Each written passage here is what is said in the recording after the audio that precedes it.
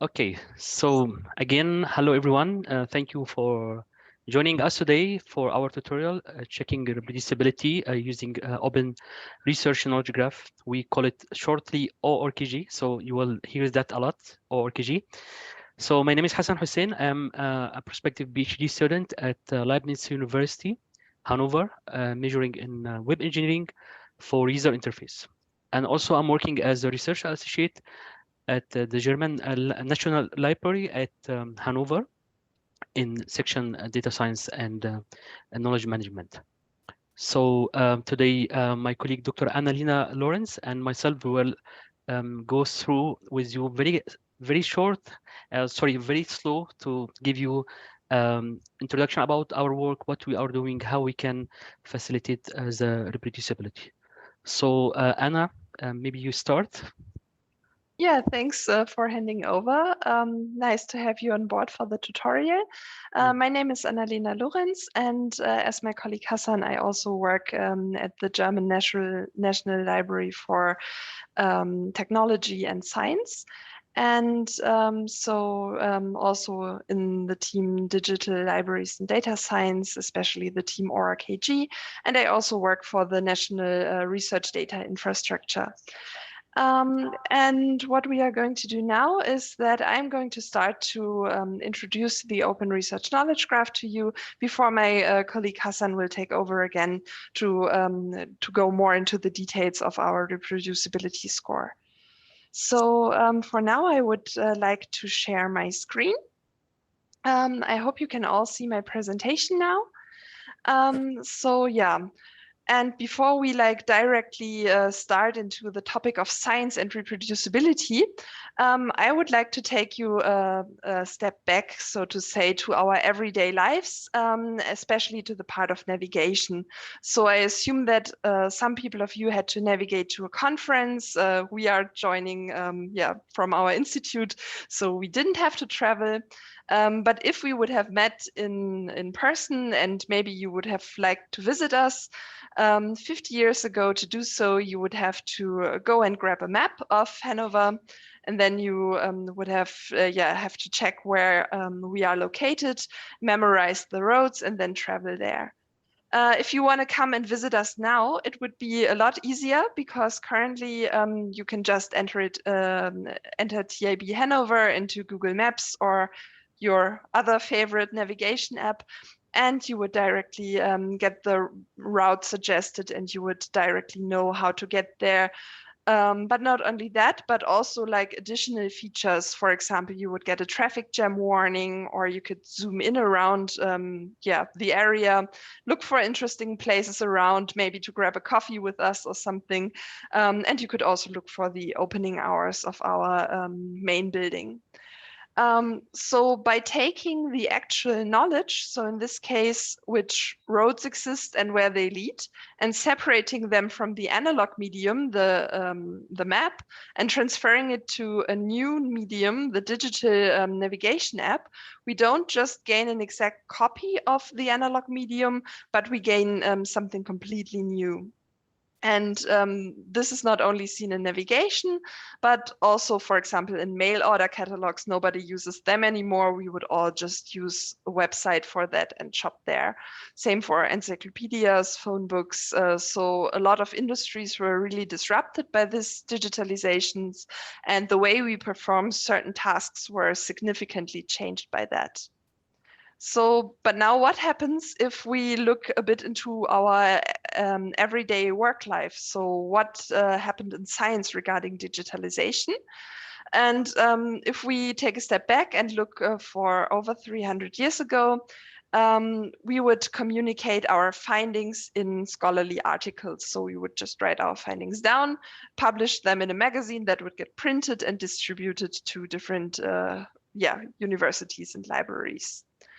So if we go a bit further to our time, around 100 years ago, that's around the time of Einstein, we still have this human written articles that are made for human consumption via reading. If we go a bit further now to our age, 20 years ago, it became more and more common to just have papers as a PDF and not that much printed out anymore. So you could just read it in front of your screens. And if you're doing science now and communicating your findings, you're also writing articles in PDF form mostly, and you're reading them in PDF form as well. So yes, you could say that we made some progress here regarding digitalization because we swapped from printing out all of our articles towards sharing our articles online in PDF form.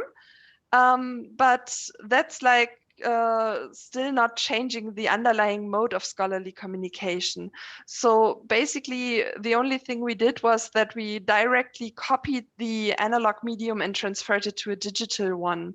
And to connect back to our navigation example, that would be as if we would just have a PDF scan of a map and use that for navigation, which of course would work, but a navigation app is much more comfortable for us and provides more functionalities. So in short, we could say with this example that science is unfortunately currently not harvesting the full potential of digitalization. And the downsides of that really show, for example, here, while 300 years ago it was perfectly feasible to just read all articles in your field, now it's getting more and more complicated due just to the high number of articles that get published every year. So over all of science, it's around 2.5 million new publications per year. And researchers report that they more and more lack a bit of overview or spend so much time to read all these articles or just to keep up with literature, time that they would prefer maybe to spend in their lab or with their surveys or simulations. So even in small fields, researchers often complain about this publication flood. And at best, that's just a bit of an inconvenience for scientists. At worst, that could also mean a loss of knowledge. In addition, if you just don't want to find articles, but really want to answer specific questions, that's a bit like looking for the needle in the haystack. So for example, if you're interested in the genome editing technique CRISPR, and you would search for that on Google Scholar, you would find almost 500,000 results. So just finding any documents for that is no problem. But you're not interested in finding documents, but you're interested in really finding knowledge. So you want to probably answer specific research questions. So for example, who applied it to butterflies, or how can I apply this technique in my lab with minimal costs, or how does it compare to other genome editing techniques? And if you want to answer that, you're basically lost in this flood here. Of course, you could specify your keywords a bit better and only search for specific subtopics, but you would still get suggested a lot of articles on that, and it might be hard to navigate this. So as I said, this can be really an inconvenience for scientists. But also for us as societies, it of course costs a lot of money if the time and resources go into a rather inefficient system. So, but not only that, but this document orientation does not only contribute to this publication flood, but also to like really a lot of more issues we currently see in scholarly communications. For example, the deficiency of peer review, or the complete lack of machine assistance. And of course, the topic for today, the reproducibility crisis, because of course, there also the publication flood has an aspect. The lack of machine assistance for checking reproducibility has an effect here because everything like needs to be done by hand and so on. So that really also contributes to the reproducibility crisis here. And with all of those problems and crises, we thought, why not develop something new? Why not develop a tool for scholarly communication that tackles those challenges? And the solution to do that is not just to invent better PDFs, so to say, and also not to completely replace publishing in the form of articles, but to build a system that works in addition to like traditional publishing. Yeah, and for that, we don't just build better PDFs. Similar to this quote, the light bulb was not invented by improving the candle. We really want to build a new system and not just digitalize documents, but really the knowledge inside the documents. And for this, we are developing the Open Research Knowledge Graph. And as the name already says, the ORKG is a knowledge graph. That's what the KG stands for. And knowledge graphs are something we already encounter in our everyday lives. So for example, when we ask a question to Google or Amazon Alexa, or if we get informations about TV shows on Netflix, there would be a knowledge graph working in the background. So basically everywhere where we have huge amounts of information that need to be managed, knowledge graphs somehow come into play. And our idea was, why not use them for science and especially for open science as well? Okay, so what does it look like? What is such a knowledge graph for science? For that, we have to look a bit into how information is represented. And so traditionally, it's done in such scholarly articles. So you would have a lot of information here in this article. For example, you would have information about the metadata here on top, for example, the author.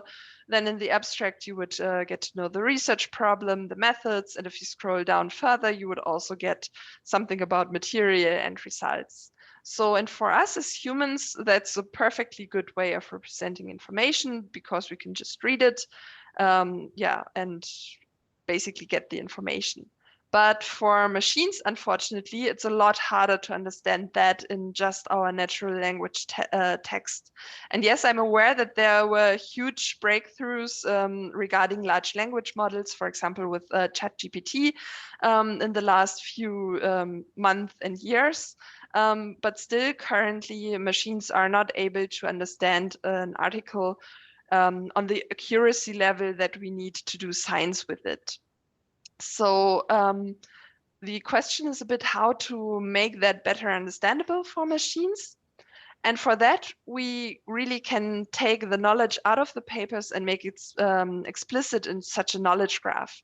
So here we really take the information and put it into such a graph where we have the triple statements, for example, like this person is the author of this paper, but then also not just for the metadata, but really also for the results, for what's actually the content inside the paper. So what problem is this paper dealing with, and what data set does it use? What is the end result that comes out of it, for example? And so with this, the machine is more happy, and that now allows for many more features that can be done with machine assistance for scientists.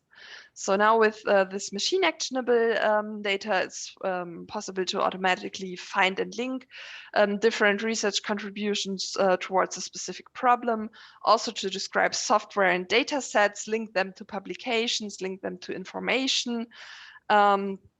And also if we at some point want to come to a system where we have like something like natural language question answering for scientific questions, also that knowledge graph can be a basis. So, and with that, you can really explore knowledge in entirely new ways. And I've brought an example for that from COVID-19 research. So 3 years ago, we would have probably been very interested in the basic reproduction number of COVID-19. And to get an estimate of what it was, we would have to read a lot of studies. So that would be the traditional way, just read all of those papers. But now in the ORKG, it's fortunately a lot easier to get such an estimate because you would just have the different studies listed here in the different columns, and then displayed alongside the relevant properties for this research. So for here, it would of course be interesting for virology to see where the study was conducted, in which time frame, and then also what was the main result in the end. Yeah, this was one example of what you could do with machine actionable data of papers. And our objectives with that are to provide researchers with an overview over the state of the art for specific research problems, tackle interdisciplinary challenges, foster collaboration between scientists, because every content here in the ORKG is collaboratively editable by scientists from that field, then to make research according to the principles of findability, accessibility, interoperability, and reusability. And with that, to really shift the focus away from just the document towards the actual scientific content, and to finally bring scholarly communication to the 21st century.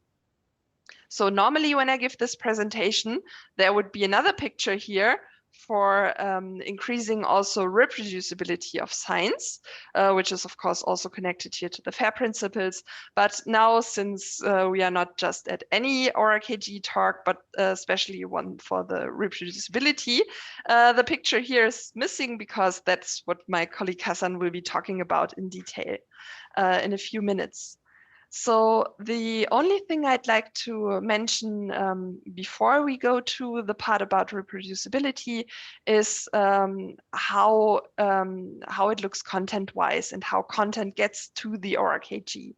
If we look at our current status of the system here, we have approximately 25,000 papers described. We have around 1,200 of these machine actionable tables that compare different values. And we have content for approximately 5,000 research questions and problems, and approximately 1,200 users on our platform now. So if you say, okay, that could be more, we heard the number of approximately 2.5 million new articles per year, and you said you have 25,000 papers described, then of course you're absolutely right. We want this content to be more. So the question is, how do we get to more content? How do we increase these numbers?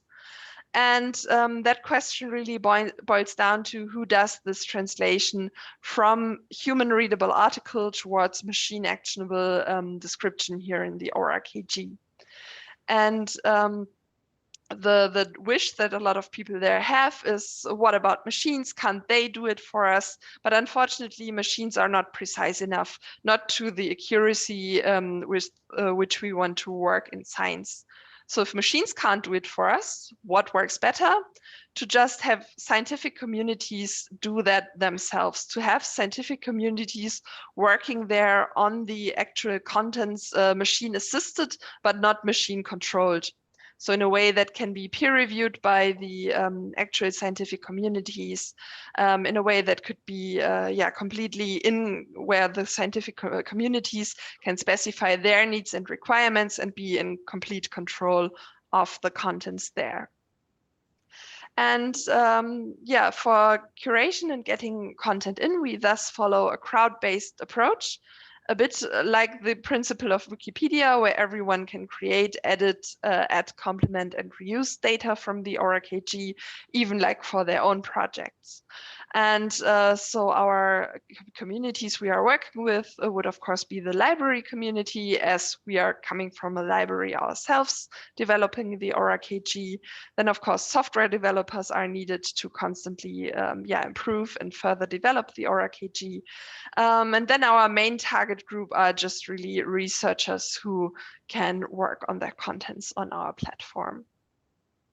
And so for content curation, we have a bit of different expertise.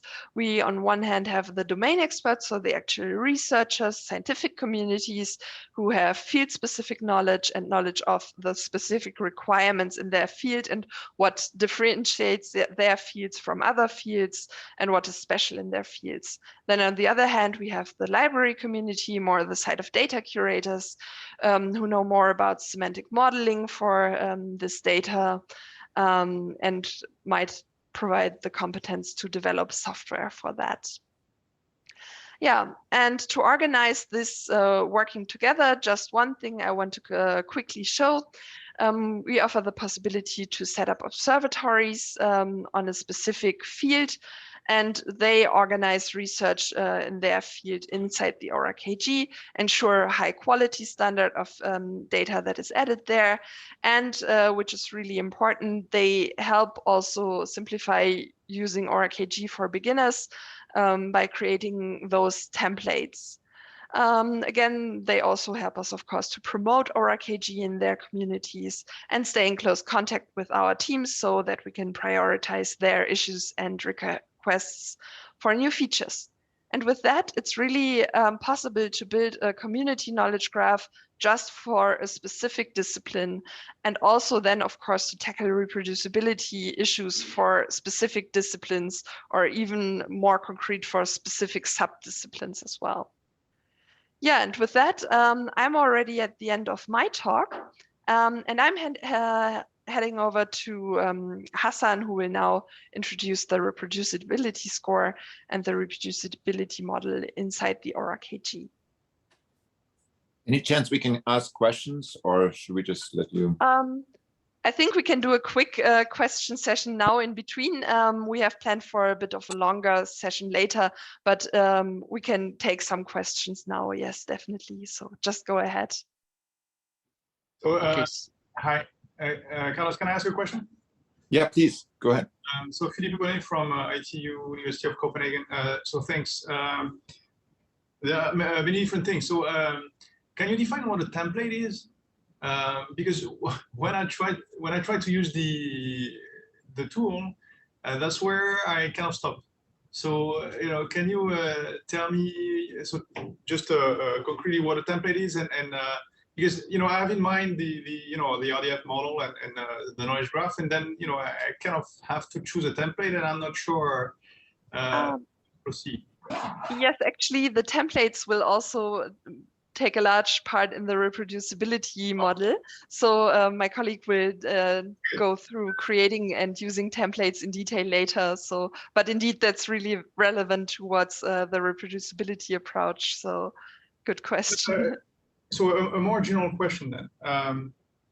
Will there only be one knowledge graph for the scientific community, or is it going to be a set of interval? So is there an underlying model that so take the last point you made about a community. So let's assume a reproducibility community take you up and decides to invest in terms of curation in OKRG. So now the question is, so is there is the knowledge graph a link to the tool, or is that something that can be exported or is it so one black box that we have to commit to? No. You can also export the data. We have various ways of connecting via our API, via Sparkle endpoint. So we have various ways of which you can also access the data there. If you say you don't want to use the ORAKG interface, but for example, build up your own tool or something. So that would definitely also be a possibility. And I think Hassan is also going to show a bit on that in like the second part of the session. Yes. If I may have one more question. Yeah, sure. So I haven't heard, so I was a bit late, but I haven't heard you talk about the NFDI for data science, which I believe is a very, I think it's really important that your work, this cool work that you're doing, is funded by this type of infrastructure grant, and there's a big commitment from the German not just community, but funding agencies to support this type of infrastructure. So could you say a bit about how the sustainability of the model? Sure, yes. So NFDI for data science is not what funds us, but we just play a large part in NFDI for data science. So we just really collaborate closely, and some positions on NFDI for data science are, for example, also for that project. But the ORAKG is not really not really a project that will die out in a few years, but rather something that's already ingrained. So in the beginning, I said we are from the German National Library on Science and Technology. And so while the ORKG started as a research project, we are now a service that our institution is long-term committed to. So we are now an integral part of this German National Library for technology and science. So we are state funded, and we have some, our institute, TIB, has some long-term commitment. So it's not just a project that will die out in 3 years when funding goes away, but it's really something that is there for as long as basically, the funding of the library is there, which is guaranteed. So, it will persist. One more question is that, you know, there's so DBLP is a huge and very, very successful example of a German project which you know which has a deep impact on the community, and basically, so there are two aspects to my question. The first one is that DBLP as an interaction model with researchers, which is very different from what you propose, right? It's my publications are on DBLP. I don't have anything to do with it. I just have to check that, you know, the name is correct and all that. So that first aspect, so that's part of the success of DBLP. And so do you have any connections with them, or is there any idea to couple those two projects? Yes, we are actually doing that also in NFDI for data science, because DLBP is also a part of NFDI for data science. And so we are connecting there, and there are discussions ongoing on which integrations, in which directions make sense. So we are already collaborating with them. So regarding the technical details of that integration, I'd have to ask another person, but we are definitely joining efforts there, not only through the NFDI for data science, but also through like direct exchanges with them and so on. So we are definitely working together there. Thanks. And so the point, the other point you mentioned, that basically there you just don't have to do anything. That works because they are not so much interested. So their focus is not on like the actual really contents of the paper. So like for DBLP, you could not go there and get like a really, really detailed info about the contents, because that would have to be curated by a person, basically. So unfortunately, we can't make ORKG that easy, that basically you don't even know it's there and it's just automatically done for you. So unfortunately, with ORKG, that's not as easy. Thanks. Okay, then I saw another raised hand in the room. I had a quick question. So the objects in ORKG are mostly, I mean, do you support objects that are not peer-reviewed content like gray literature and blog posts as like knowledge sources in ORKG? Not knowledge sources, but like as objects that can be modeled in that graph? So not really blog posts. So we are focused indeed on really scientific publications as meant in like actual papers, published data sets, published software, and so on. So rather not blog posts that much. So. Okay, what about great literature, like a white paper by Facebook? That would be okay. Okay. So that could be integrated here. Okay, so I guess then let's start with the reproducibility score now. We will also have time for more questions later then. So Hassan, go ahead. Thank you.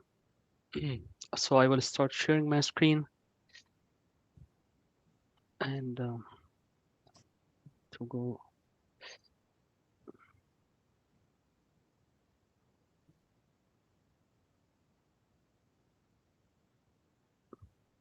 Okay, I think everyone can see my screen.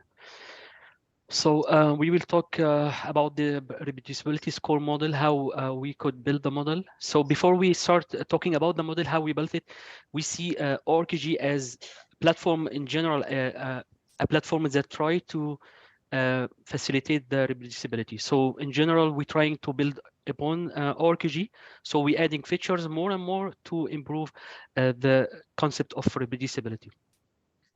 So we can see from literature reviews that there is a significant number of problems in different domains, like we can see in software, genomics, ecology, and so on.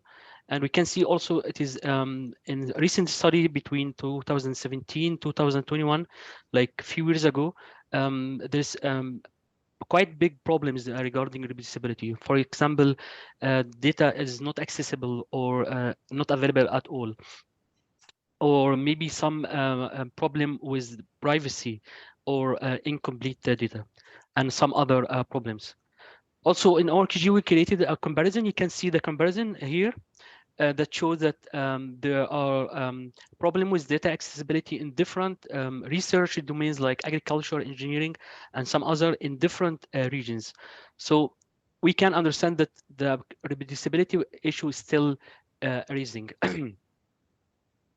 So we can anticipate or understand from these figures and numbers that mainly the problems are about sharing data and code, and there are some approaches are trying to fix that.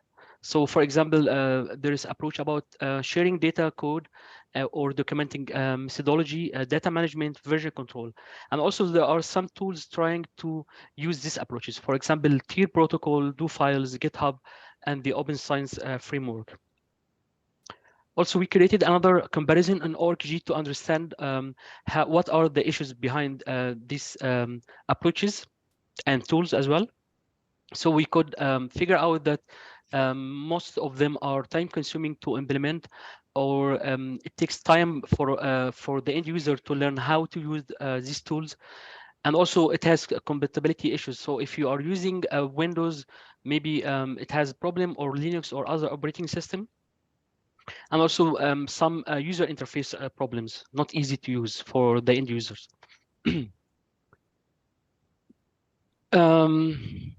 So we can say that there are many issues related to reproducibility, as we saw from the tables and the figures that we showed a few minutes ago.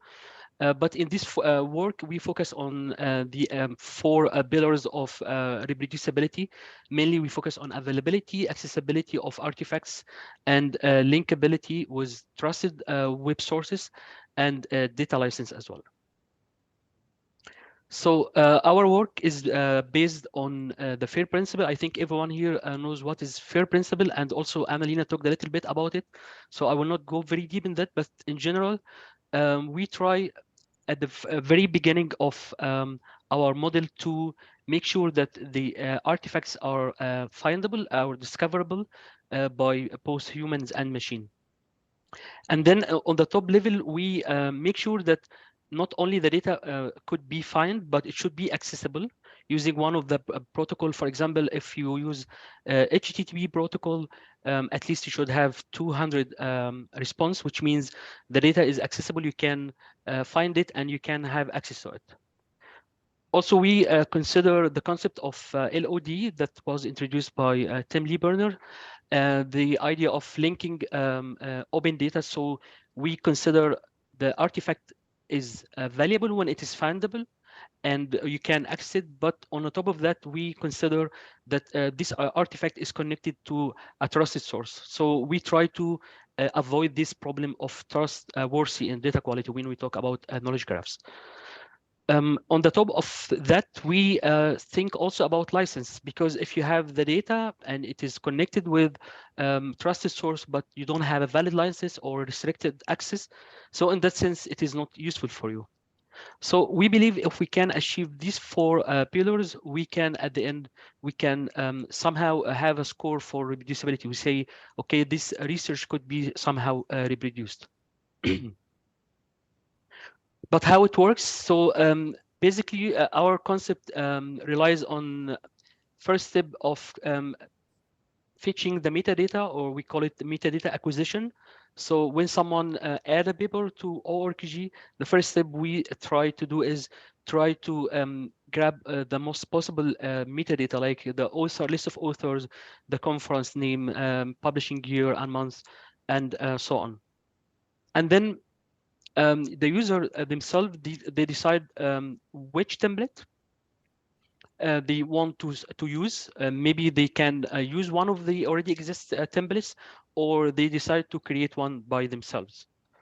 And then the user start to create the template and make sure that this template is valid for reproducibility. We will talk about this in next two slides, what I mean by reproducibility template population, because it is, we try to make a differentiation between normal templates and templates are meant for reproducibility. And finally, the system automatically calculates the four pillars: availability, accessibility, linkability, and license. And the system gives the user the chance to improve the score. So the user can over and over go and edit the data and make sure that everything is fine, and then the score gets improved. So for example, if it say, okay, for the accessibility, the score is 0, so the user can double check if maybe they added a wrong URL, or the URL was deleted, so they try to move it to another repository or something like this. So in that sense, the user has the capability over and over to improve the score, the final score. Okay, how it works. So the first thing here, the domain expert, usually there are domain expert, they create a template.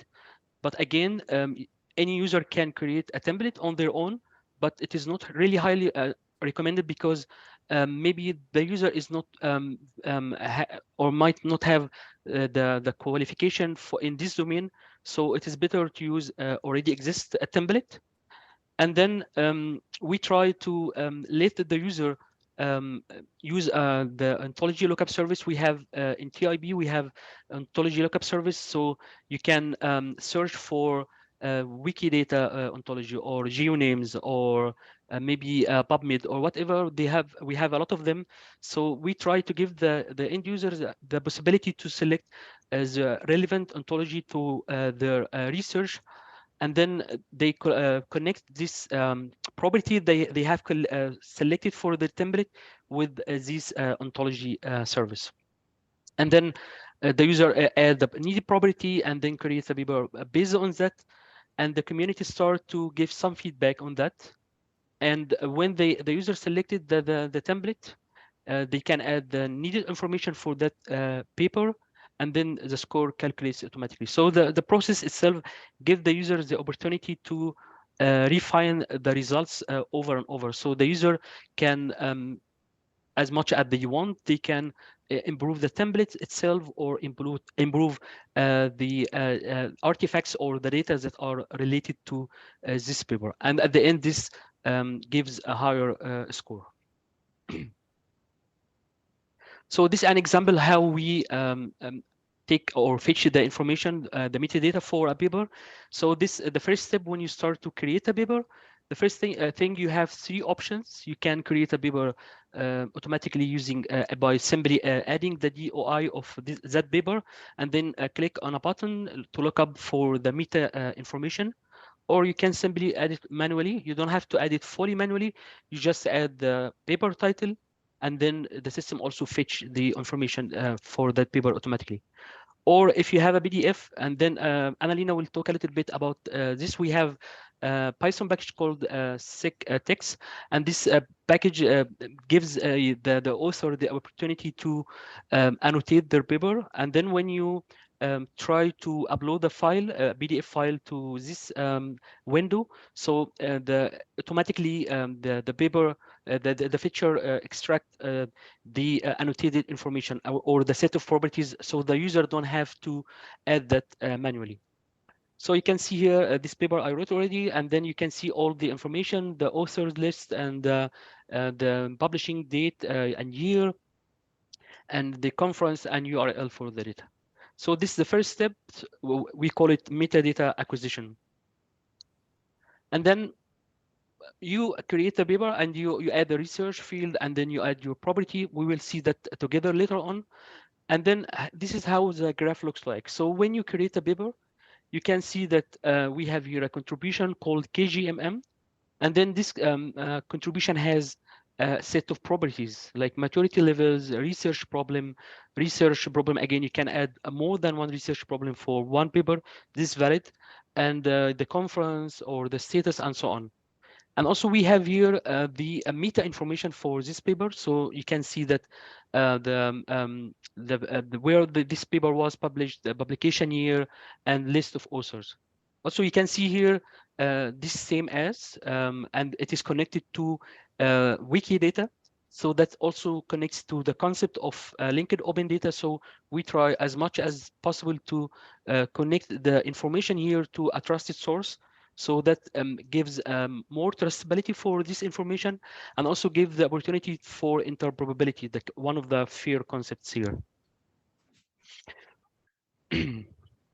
So this is how the template looks like. So this, when you select a template, so very simple, you create a template and then give in the description field a name for this template. Here, properties, for example, has benchmark. You can add whatever excuse me, whatever number of properties you want, and then maybe you can select a class or cardinality, minimum occurrence, or maximum occurrence. You can add as much properties as you want, but we try to keep it simple so everyone else can use it. Here, this part is important because this checkbox, when you tick this checkbox, it means this property is required for reproducibility. So the reproducibility score understands that, okay, I need this property to be checked in order to calculate the score. We will see that also. We will do that together. We create some templates, some papers, and see how the score is calculated. And here, how the score looks like. Also, I would like very brief to give you some information about it. So here we have a set of properties added to the paper. So one is called quality measures and maturity levels. And then we have each one of these properties has a value. So it has 20 quality measures, 5 maturity levels. So we check if the information available. Yes, it is 20. Here is 5, which means this green check, and it has a meaning the needed data is valid, so the score is 100%. While here in accessibility, because this is not of type URL, in ORCG we have different data type. We have decimal, we have URL, we have text. So when we check accessibility and license, only when we have a type of URL. So because this value is just a decimal, it is not a URL, so it is not applicable for this check. In this case, it is the score also 100%. You can see here, this gray dash means the needed data is inapplicable. So the score is also 100%. For linkability, because when the user added this information, 5 is still a number, okay, but you can make it as a resource. You can do that. You can make it as a resource and then connect it to a trusted source like Wikidata. So when I created this value 5, I created not a decimal, but a resource, and then I connected it to a Wikidata. And then because it is connected, type resource and connected, so the score is 100% again. So the script calculates automatically the score. We will see that also how we calculate the score. So how we calculate it, we have we calculate the mean of each row, and because we have here, as we saw here, we have a matrix of values 100%, 100%, 100%, 100%. So we have a matrix of numbers. So sorry. So the first thing we want to have the mean of it. So, but before that, we exclude the highest and lowest value to avoid the outliers, and then we can calculate the mean for this row. So for example, here, assume that we have this value 100%, 0, 0, 100%, and so on. For the first row, first thing we do to exclude the highest, we have 200, which are both are high. It doesn't matter which one you exclude. Let's say this one. So we still have 0, 0, 100%, and then we exclude the lowest one. So we exclude this one as well. So we have only 0 and 100. So when we sum both of them and divide by 2, then we get 50%. So the value here for this row is 50%. And of course, we repeat this for each row. All right, so that went quite fast, more than I expected. So if you have questions so far before we go to the practical part, please ask me as much as you want. I'm here to answer you. Okay, may I question? Sure, please. Yes, I have a question. You define the score for the reproducibility based on 4 factors, which is the credibility and linkability and availability and the license. All right. Yeah. So what to what level that you are sure that these 4 factors will be enough to be that this artifact will be able to be reproduced? Okay, so the score is not granting yeah. the reproducibility. We cannot say we grant reproducibility when you have 100% score, but we try to improve the reproducibility by avoiding missing information, or information is available but not accessible, or you have the information and you can access it but it does not have a valid license, or even so if the data is available, accessible, and you have license but not trusted.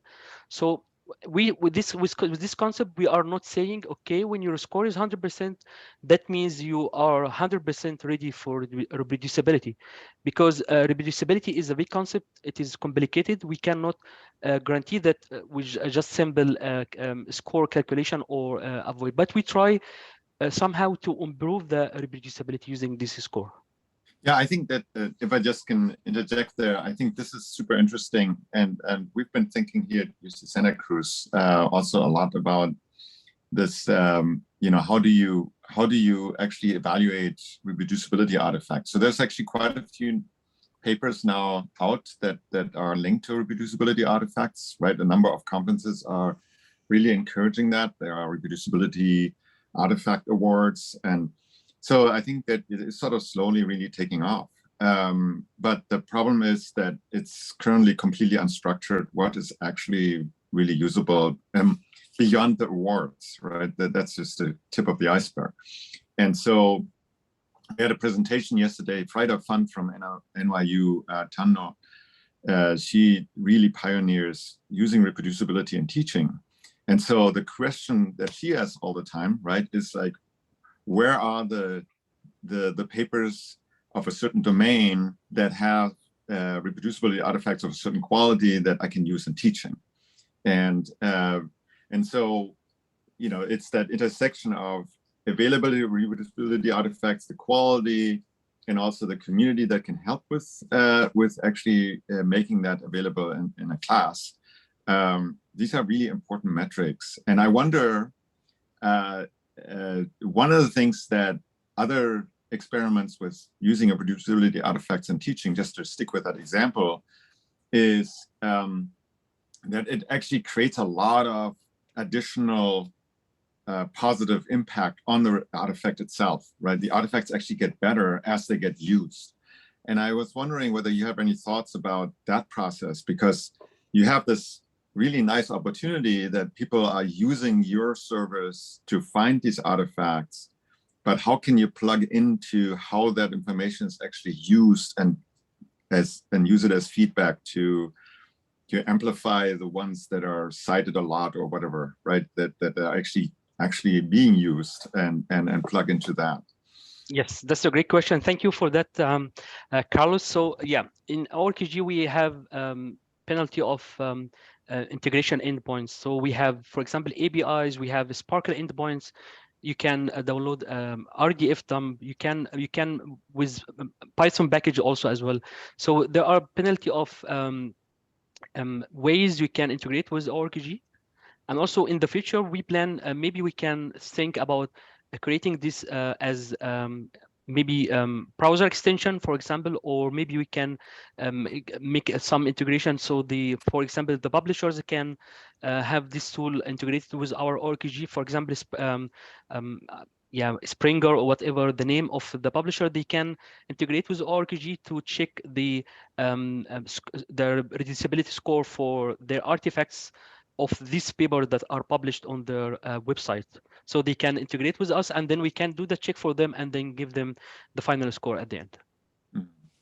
Yeah, I mean, I think so. From one of the things that we, for instance, plan to do for next year's conference, right, to have a track for papers who reproduce other people's work, right? And so there might already, the original papers might already have reproducibility artifacts, but now, because somebody actually really, put attention to reproducing that work, those reproducibility artifacts are presumably better, right? And so not losing that lineage, I think, is really important, and actually sort of, helping people and encouraging people to do these kinds of reproducibility work, right? To validate other people's research. I think a service like yours would be a key in pointing people in the right direction. Thank you. And there's a curation aspect to what Carlos just said, right? So it's if you take the badging from ACM, it's just a badge, right? So it's a label, but it doesn't say, where is the artifact, and more importantly, it's whenever a paper actually reproduces others' work, it's not in the context of the reproducibility badge from in an ACM perspective, but it's even more important to be able to establish a link between, a paper that actually reproduces the result and the original paper linked to the artifact. And so would that be in the context of so here it's more the knowledge graph itself than the score, which is important, and making sure that the links are appropriately included when a paper is inserted in the knowledge graph. So is there anything, so because it's on a manual basis, is there anything you can do to check that links to artifacts are properly defined, or that so is that something that you can do, or is there some form of integrity checks in terms of that the links in the graphs are actually properly added? Okay, so if I could understand you, you're talking about the concept of linkability, how to link information to make it interoperable, right? Yeah, so the thing is that, what Carlos was talking about, you have a paper that reproduces someone else's result. And what the knowledge graph should be able to do is to have a link between a paper and the original paper and the artifacts that have been used for reproducing results. Yes, right. Yeah, so we do that also in ORKG. We will see that when we start to create papers. So as I explained before, we try to fetch the metadata. So we need the DOI for this paper, and this unique identifier for the paper itself. So we can link this identifier with the paper itself. And also, as I said before, we try to, as much as can, we encourage our users to link the information with a trusted source. So if, for example, if you remember this example, I give maturity level 5, and that value is decimal, right? I can just add it as a literal, but I didn't do that. But I add it as a resource, so I can connect this value to a trusted source of information. So we are trying to promote also this concept of connecting information, or the interoperability. So we have this data type called resource, which allows you to link the information with the other ontologies like Wikidata or geonames and so on. Okay. Yeah. So any more questions here?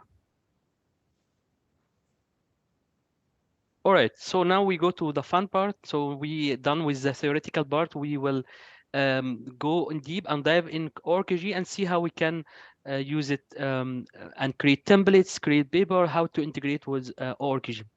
So I can see we have 1, 2, 3, 4, 5 people, which is perfect, ideally. Okay, so I'm not sure how many people are still in here. Let me double check that.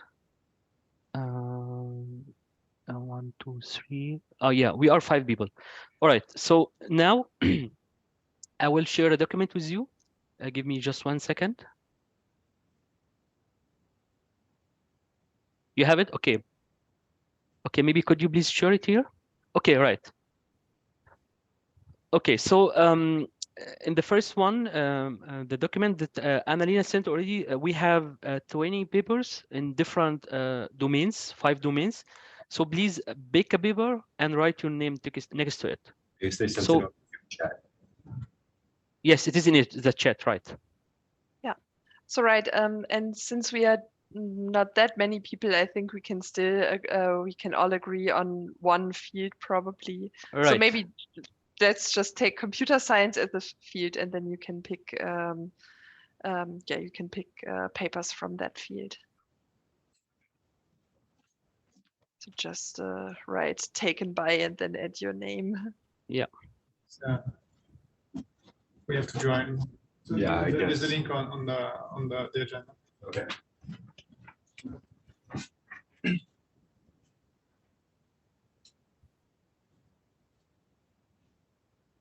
Okay.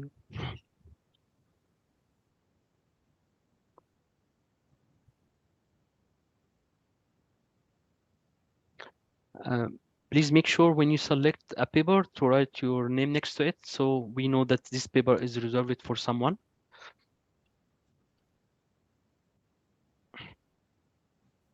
Okay, people are typing. That's good.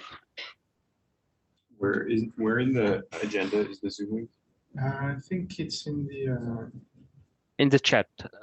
Yeah. Not the Zoom link. we're far from Zoom. Oh. I can also send you the Zoom link here if you want. 1 second. But if you send it via the chat, it won't help them much.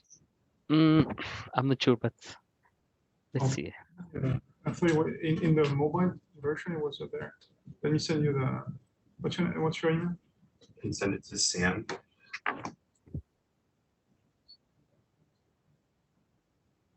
You should have received it as well. I guess I just can't find it right now. I probably did receive it. It's probably buried in my emails. Yeah.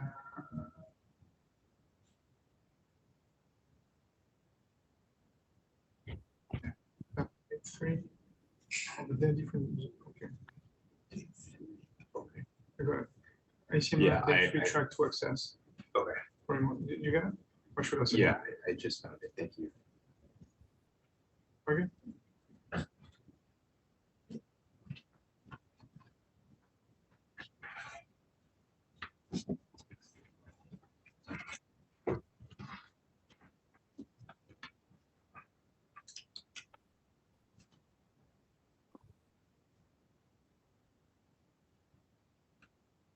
Can you resend the link because I just joined the Zoom? Yeah, no, sure. We can. I send all the links to you again.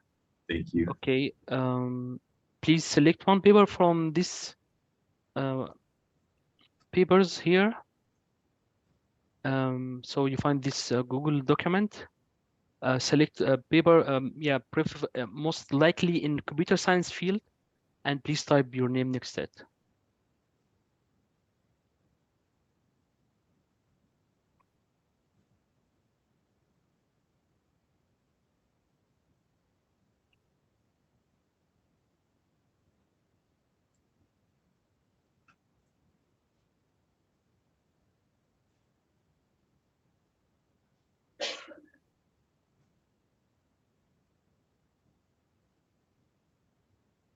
All right. Okay, so we have now 2 papers are taken already in computer science. Is the other people still selecting, or you are not interested to join us?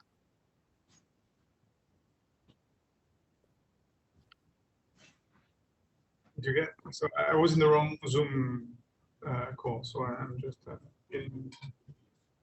Okay.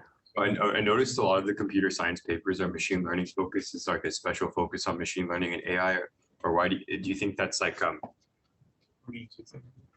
more like aligned with that community? Sorry, I didn't get that. Could you please repeat your question again?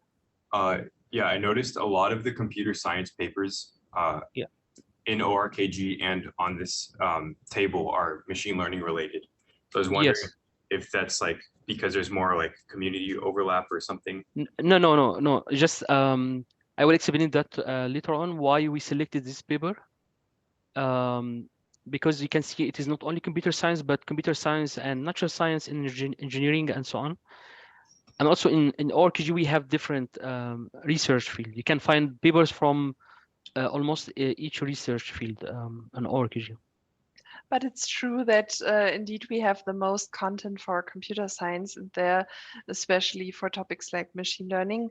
That's just because when we basically started this whole thing, of course, we at first reached out to our own contacts. And since most in our team are computer scientists, I'm actually exception here as a non-computer scientist, but since most of us are computer scientists, that's of course where we also had the best connections to other researchers, and of course edited more content ourselves and so on.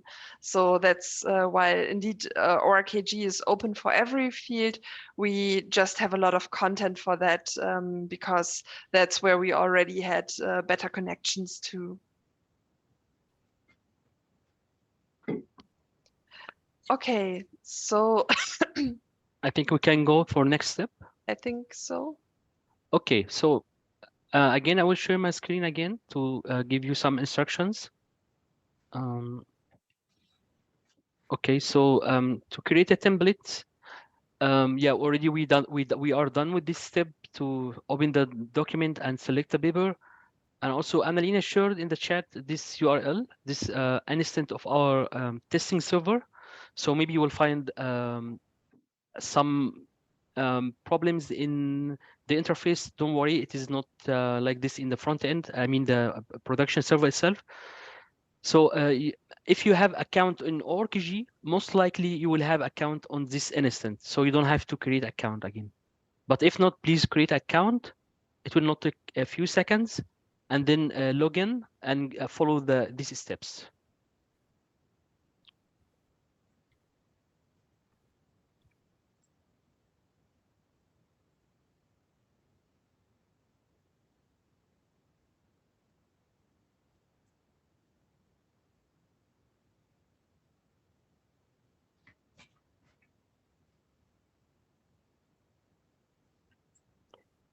Okay, so the last step we can do it together. So creating a template, but you can create account, log in, and go to the template page, and then we can do that together.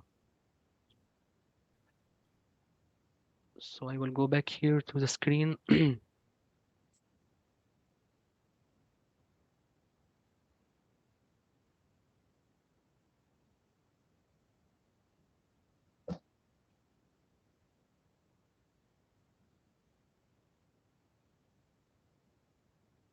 Okay, please, when you are ready, let me know.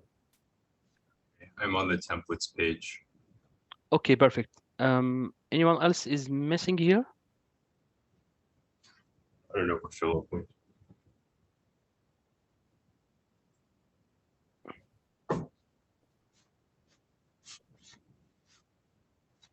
Okay, let me see.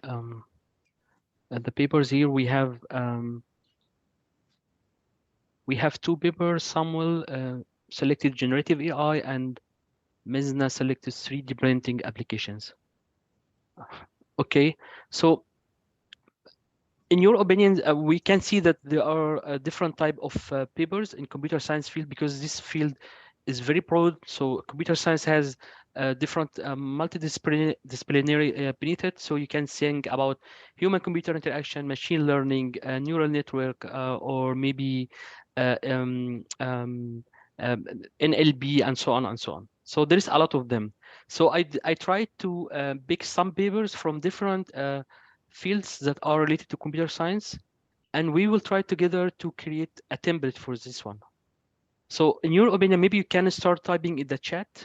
In your opinion, what could be the properties to create a template that could be a generic template that every computer scientist can use it when they create their own papers?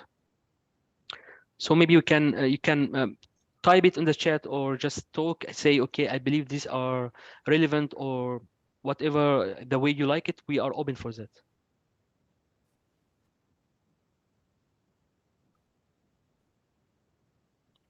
May I repeat your question so I be sure that I'm understanding? Yes, sure.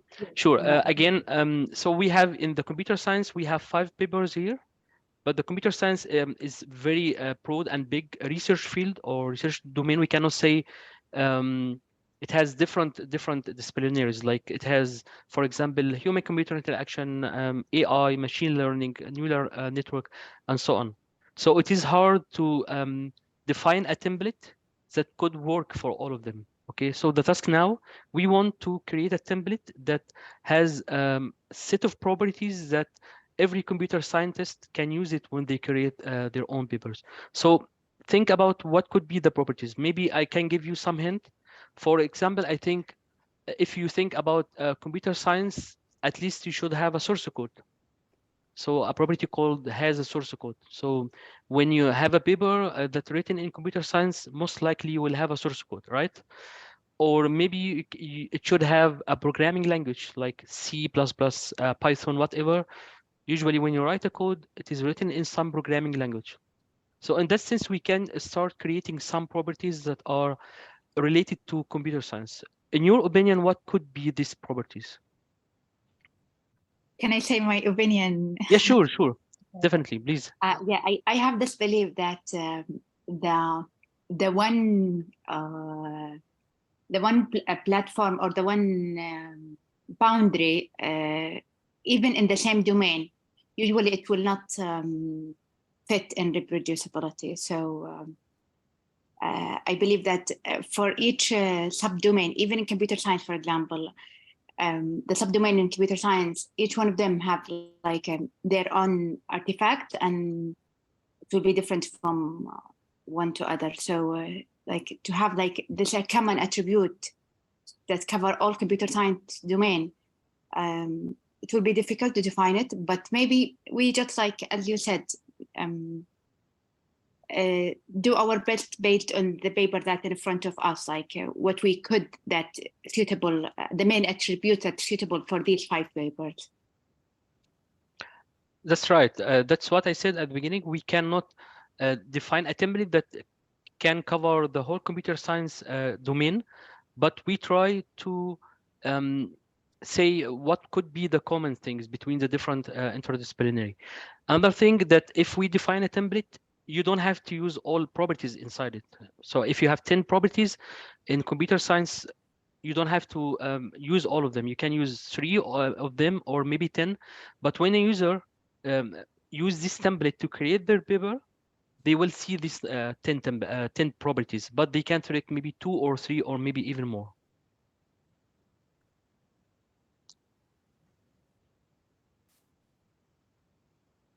Okay, we're trying to do some brainstorming.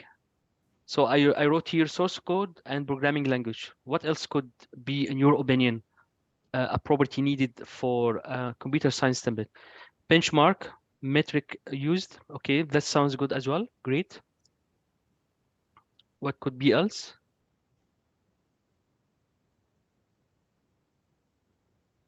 Yeah, PDF platform, author, and institution. Okay, that's good as well.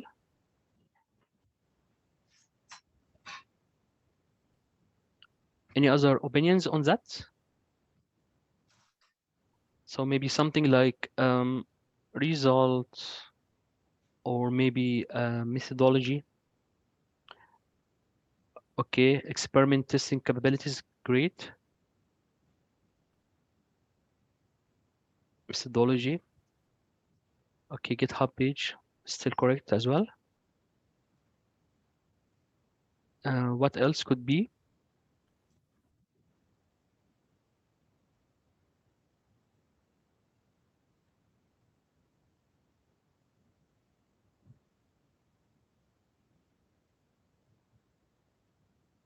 Yes.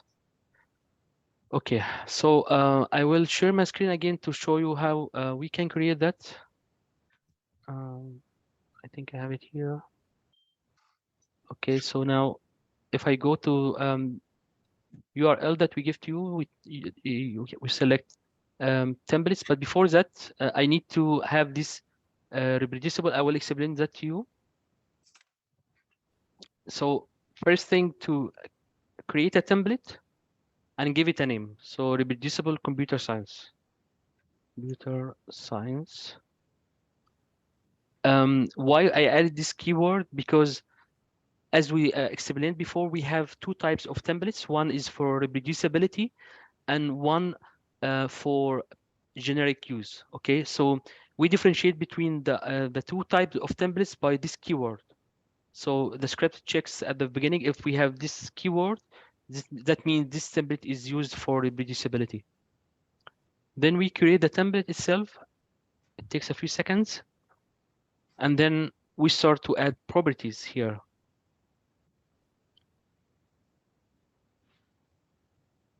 Okay, I will add a property here. For example, we said source code. And you can see that the system or ORCG is trying to find the already created ones.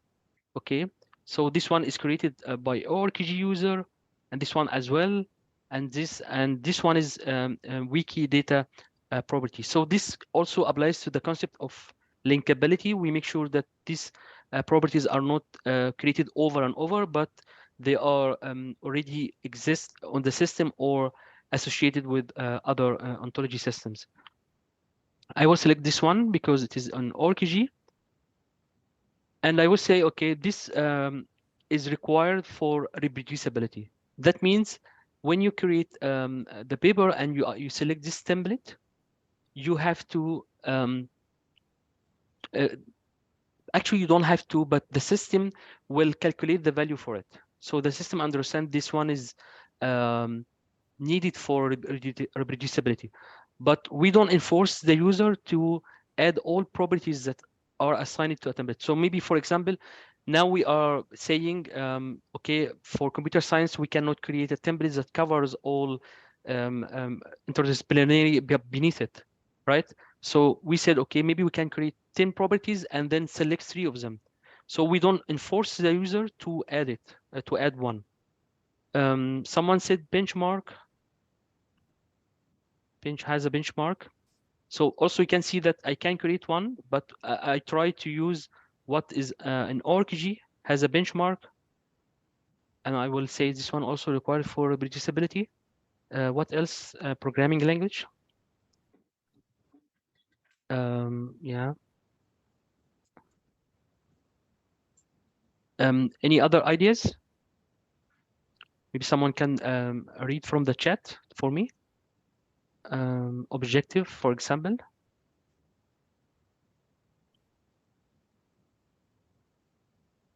Objective.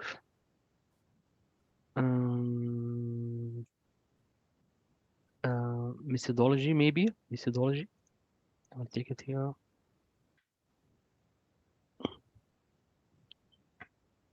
Safety goal in cybersecurity. Okay, maybe GitHub page, yeah. Source code URL, for example. This one is not exist, so I will create it.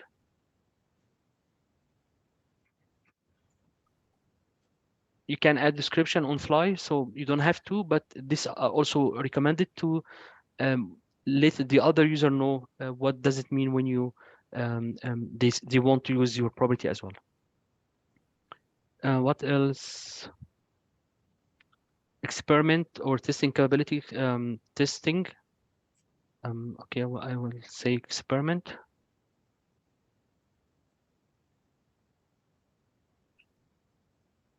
Let's say has experiment.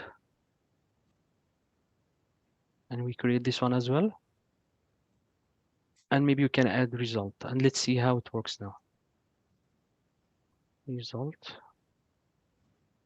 Yeah, has result. So this one is recommended by Wikidata.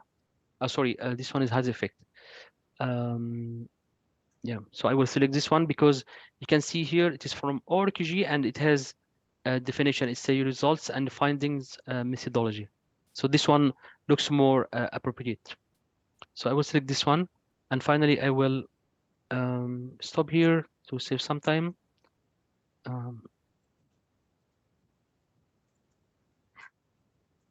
And save.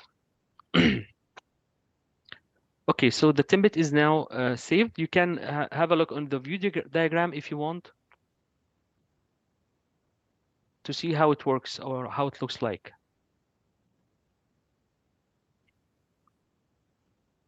Oh, yes, sure.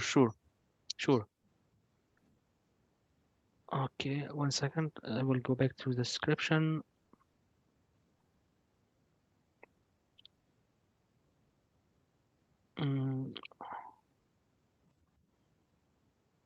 Where is the chat? I cannot find it. Yeah, here.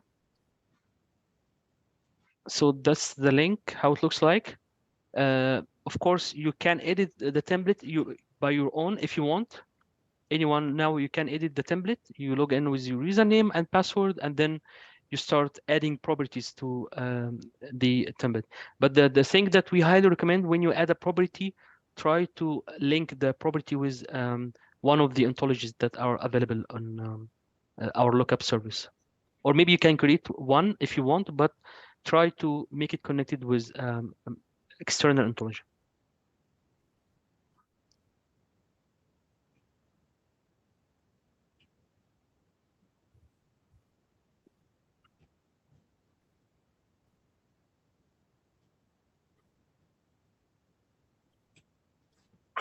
So because someone from the live tutorial, he asked about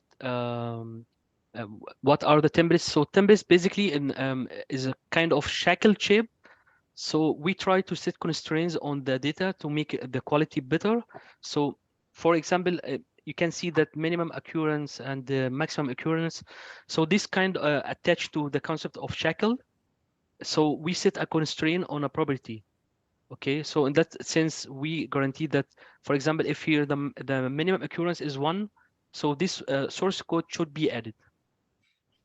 So the concept of template is mainly trying to improve the quality of data and also to reduce the redundancy. So using the same properties and making people attach it to create papers using templates that the community agrees on improves the data quality in general. Okay, so far any questions? Anyone would like to ask something, or you want to try editing the template by yourself? Or should we move to next step?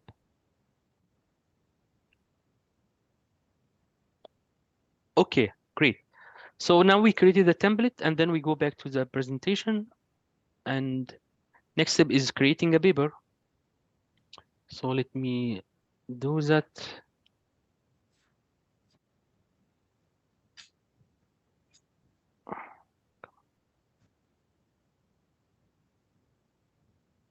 Okay, so the same thing when you want to create a paper, from the same page, you go to view and then papers, and then click on create paper button.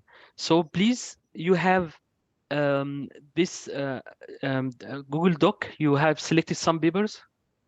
Let me stop this sharing from here again. Try to very quick. I know this time consuming. You cannot annotate a paper without reading it, but with your expertise, try your best to annotate the paper that you selected. For example, Samuel, he selected generative AI, so you have a link for the paper. Try to annotate the paper itself, and then we can add it together. And the same for Mizna, you selected 3D printing, and you try to very quick annotate the paper, and then we try to add it to ORQG together. So you have some time to do that. And of course, if you have any question, don't hesitate to ask us. We are here to help you. So since the break is also kind of close, I would suggest that you all like flexible take your break and edit on the paper however you have time and want. Yes, that's correct. You can take a break. I think it is in 6 minutes. So if you want, you can take a break, or you want to work on your paper, that's fine. Or maybe you can take a break and then come back. We are very open for that.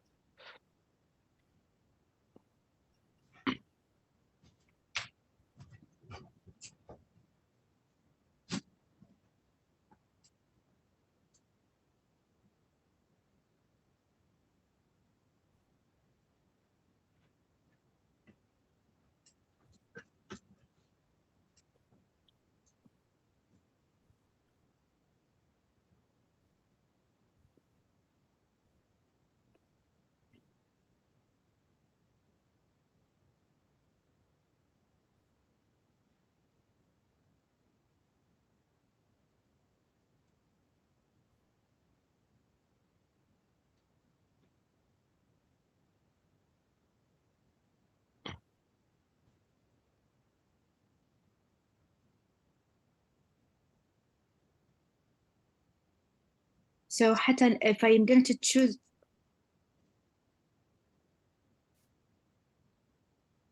Hello? You are muted. yes, if Yeah. I'm going to choose the subject of the paper, it's related to the subject, so it's not related to the template that we created, right? No, the paper you select is related because it is computer science. Yes. You So selected. I upload choose the paper by the DOI. Then for the research field, I just choose the research field that's related to that paper, right? Right. That's right. That's right. Yeah. Right. Okay. So it's not related to the template now. No, now is It's not related related to template. You select a Yeah. research field that is related to your paper. to That's that right. paper. Yeah. That's right. Yeah. If you would like to share your screen so the other can see that, that Yeah, would be of great course. from you. Yeah, please do that. I think you can share it or not. I'm not sure. Maybe you have. Just give me a moment. Uh, Share screen. Yeah.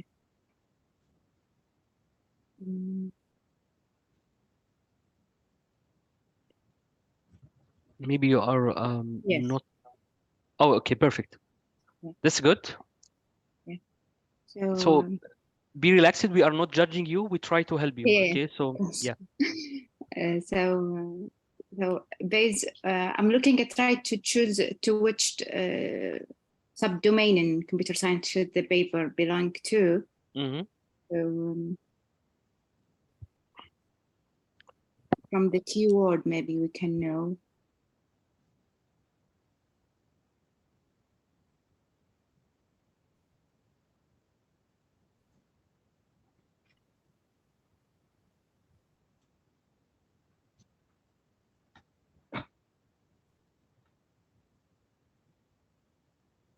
It's like a health with image processing. It could be image processing, or it could be a human-computer interaction. So maybe you think about something like this. Mm. Yeah, maybe human-computer interface. Yeah. It could be one of these subdomains. Just be sure. I'd like to see. So part of continuous consumer health, children health. So I will go with human. I'm not sure.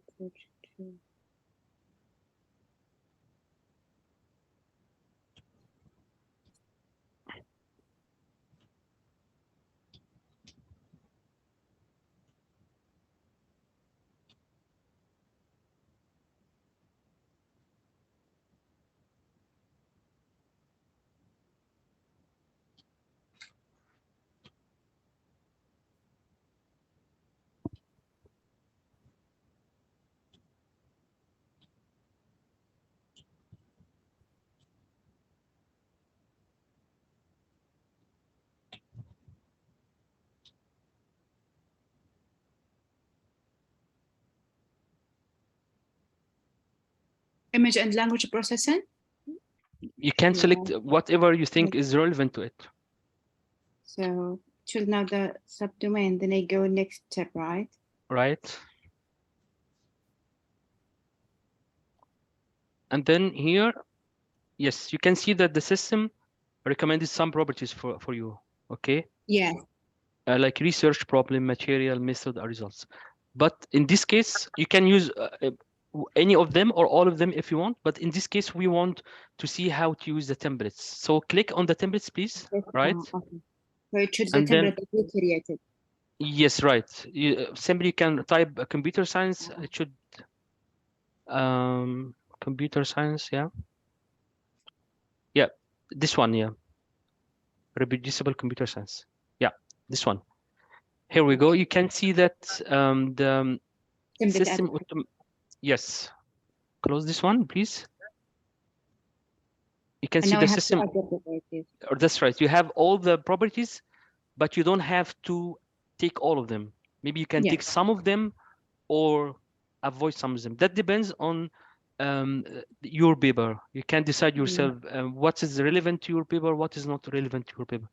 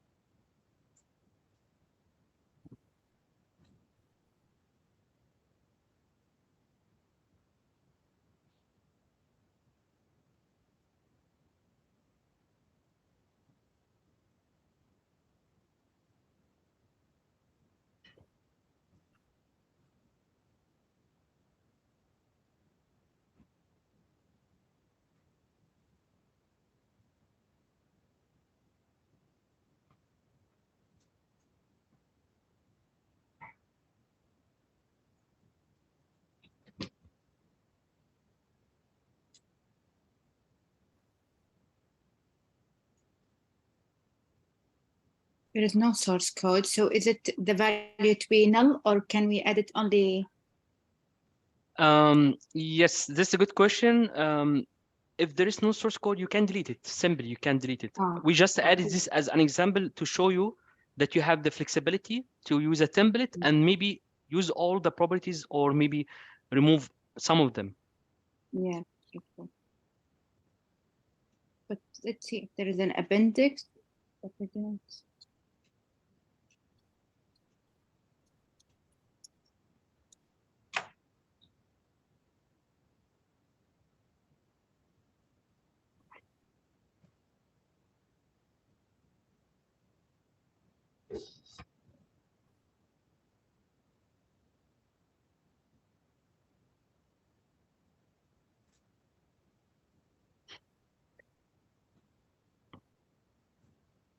So this is like the license of the paper, right? Right. Can we consider it as a license? Pardon me? Copyright. Or sorry, I didn't understand that point. What do you mean? Yeah, I mean here, if you we can say, can we consider the right of the paper as a license for the paper? No. We are not checking the license for the paper itself, but we check the license for the source code. Yeah, okay. Or artifact. Artifact, that's right. That's right.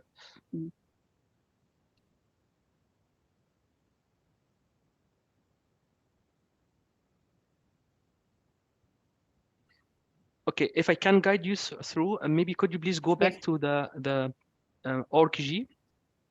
Yes. Okay. So when you try to read the paper, you did good thing. You went directly to the conclusion because it has the most important information. But before you do that, think about what kind of properties you have here. Okay.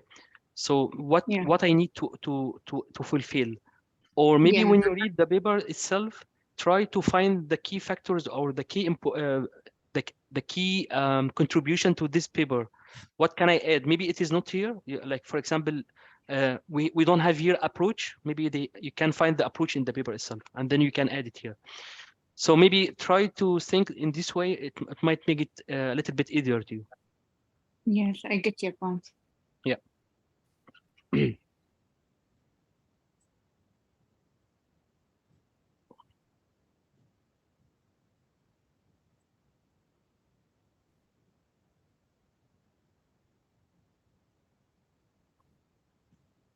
Yes, well, I think, well, you have a question?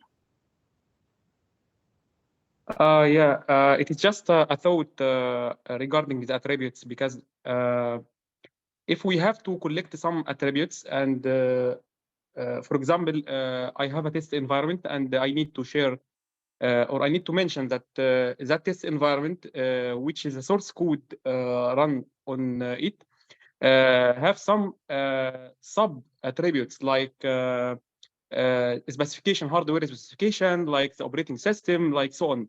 So it would be good if we can group some attributes together in one collection, or create that kind of sub attributes. So we can say, for example, the main attribute is the testing, and the sub attribute is a collection of other sub attributes like hardware,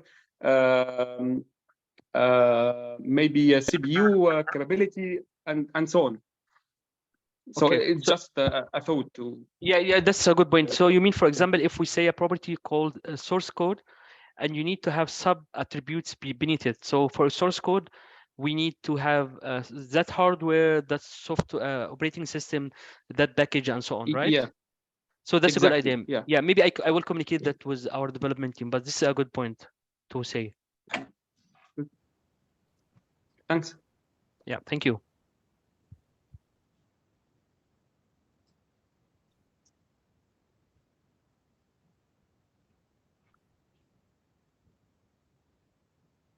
Okay, we still in break. If you guys want to go to grab some water, drink coffee, you don't have to stay. No, I actually want to leave you just. As you like. We are here, so I mean, if anyone else I'm going to is stop the sharing, take a break, and then I come back to you. Okay. Okay, as you like. As you like. Thank you. Okay. See you in a few minutes. We meet again at 8 p.m. Eastern Europe time, and it should be in USA time around 12, 11. Okay. Okay. See you guys.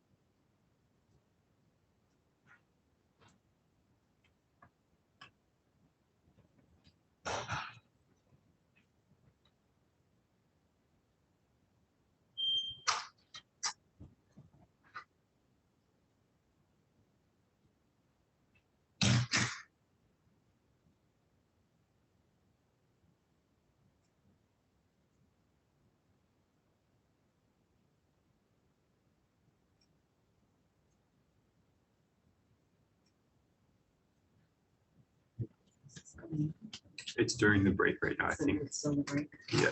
Most people online. Well, there's Carlos. Yeah. Somebody else is online, but they're taking the break right now.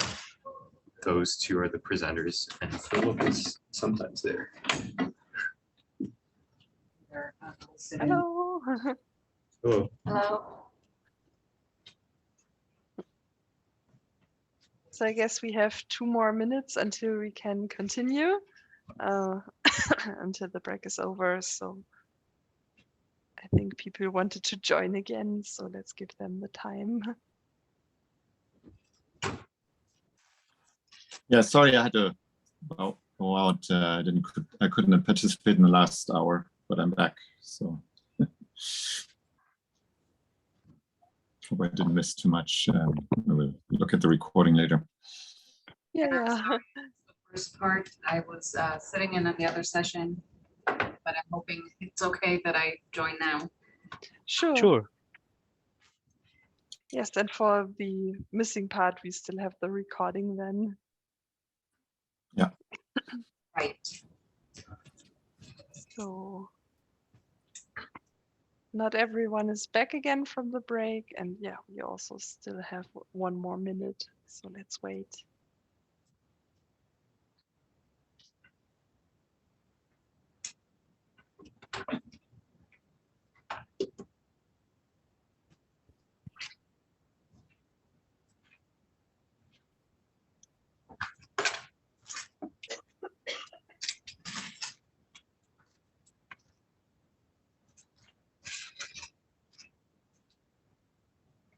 Oh, sorry, I forgot to close it.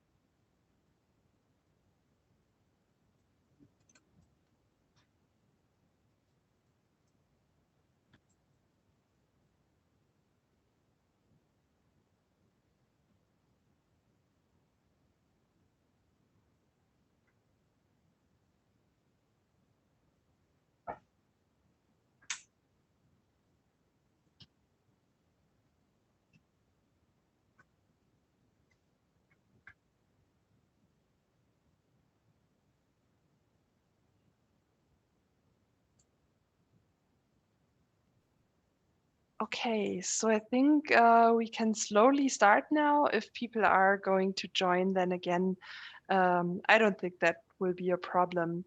So now that we have some descriptions of papers created here, it's finally time to see how the reproducibility report would work out for those papers.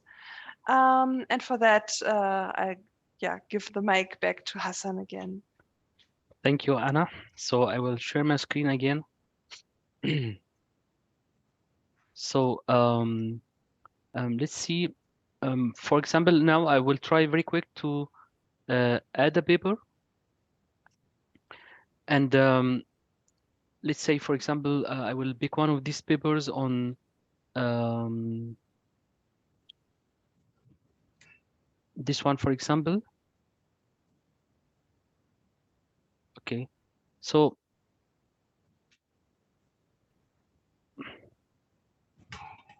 this one is not existed, so I don't have time to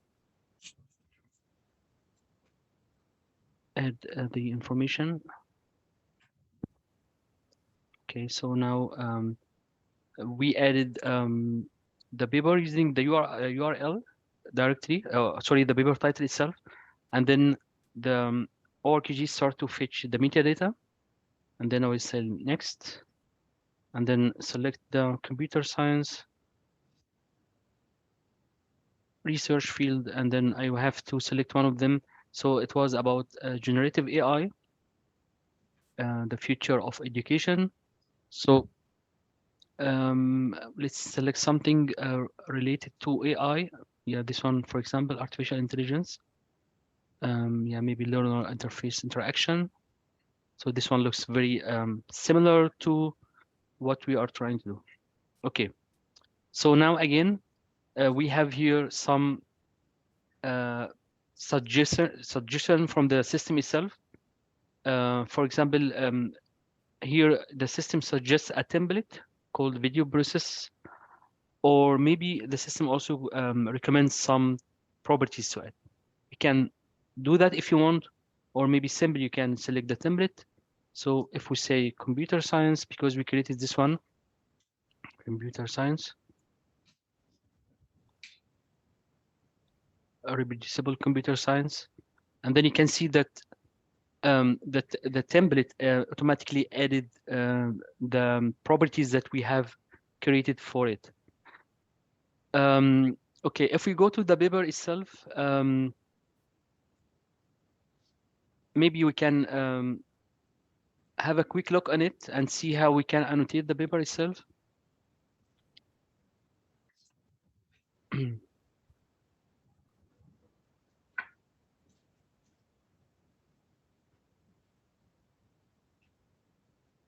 I need to make it bigger. Okay, so we will try to find some information related to these properties, or maybe we can add extra. So if we want to add other properties, that's fine. You can do that, but we will try to find some information about source code, benchmark, programming language, objective, and so on, if they are exist.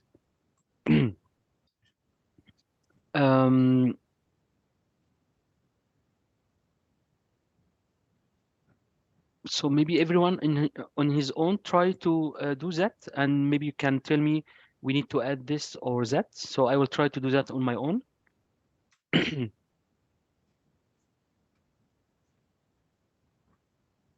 Yeah, I looked at this paper and I added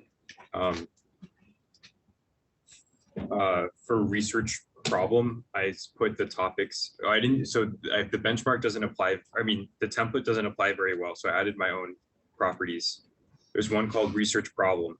Yeah, okay, maybe could you share your screen? That would be better.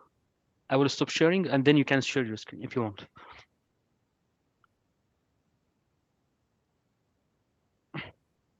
So I added these two properties, research problem, which relates to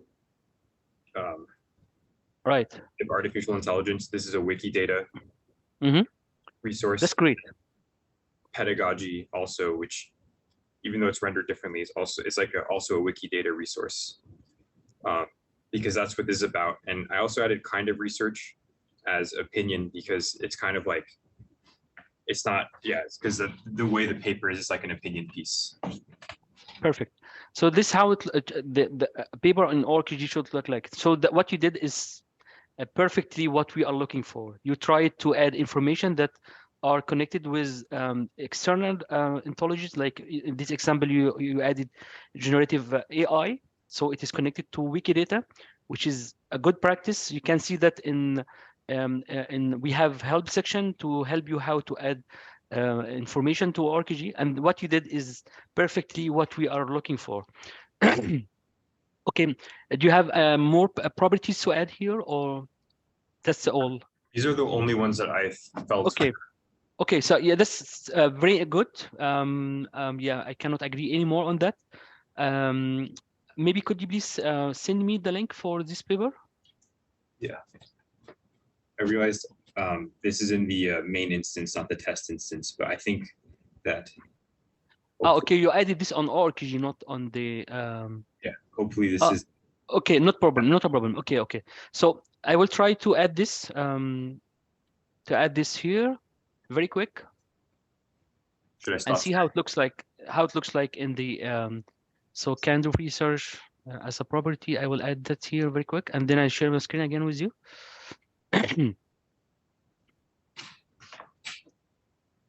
Create one, and you call it opinion. And that comes from Wikidata. Yeah, I will do that. Comes from Wikidata. Yeah, that's good. And then I will add a research problem.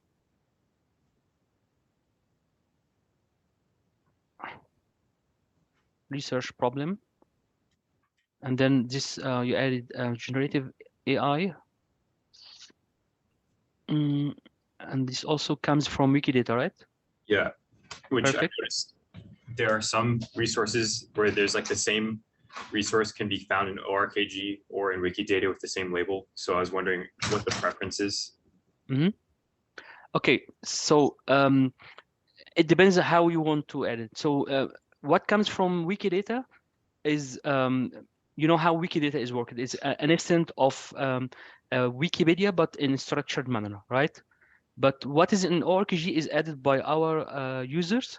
So you can select one of them. It depends on how you prefer to represent your information. But both are still correct. You can select one of them. Both are still correct. Okay. Okay. So now, please stop sharing your screen. I will share my screen again and show you. So what I try to do here, I try to do the same exact thing as you did, Sam. So we have kind of research opinion, and then research problem. We have generative AI, and this both of them coming from Wikidata, and then pedagogic, which is also coming from Wikidata. Okay, so now I will say fine, and then I need to save, finish the paper and create it, and then the paper is ready now. Let's see how it looks like. Okay, you can see that it had too many properties, like coming from 1 second. Okay, coming from this, you can see from this template, we have like 8 properties, but none of them were applied. So the system understands when you add a property, but you add no value to it, it is not making any sense. So the system automatically remove it. While we decided to add 2 different properties, one called opinion and one called generative AI and pedagogic. So let's see how the report looks like now. So the report cannot calculate the values, and then we have none. This is something buggy. We need to fix it. But why we cannot see that these two properties, kind of research and research problem? The thing here, because if you remember, if we go back to this template,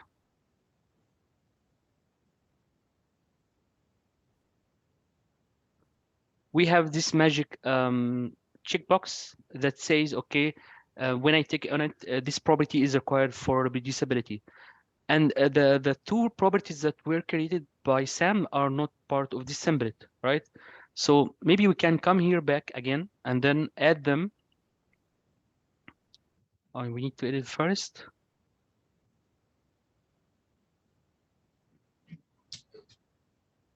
And we say this one is required for reproducibility. And okay, let's for now save only one of them and see how it looks like. If we refresh here again,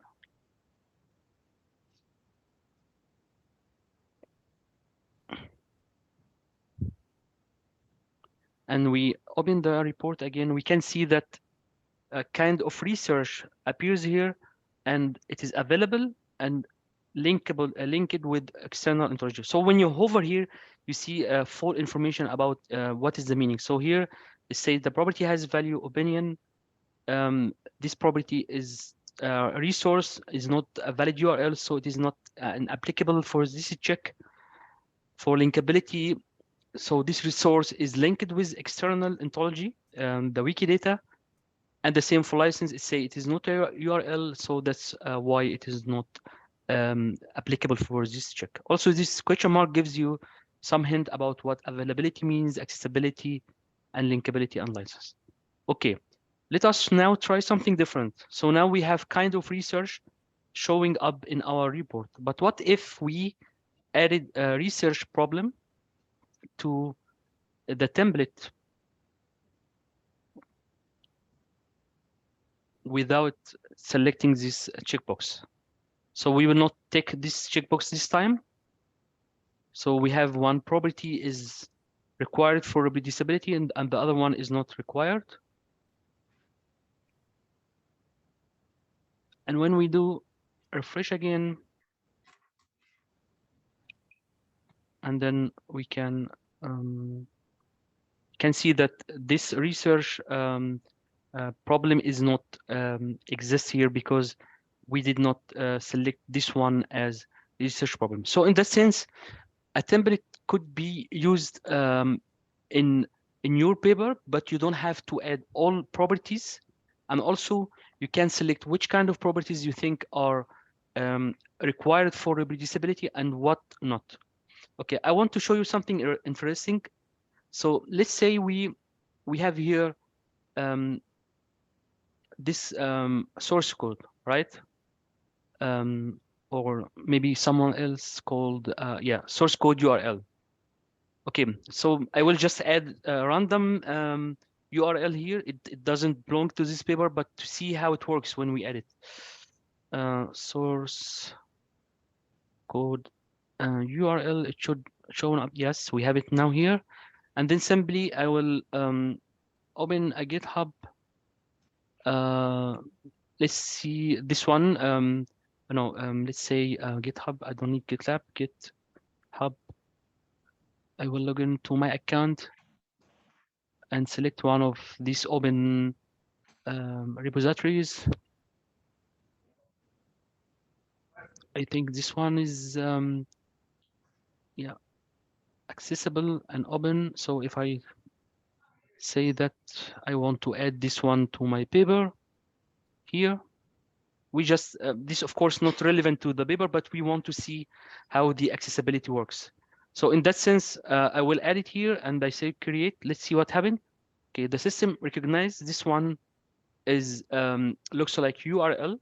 Do you want to convert it? Of course, it is URL. I will say yes, and then I will stop editing, and then let me show the report. Oh, I need to refresh it. Sorry. It's so nice out there.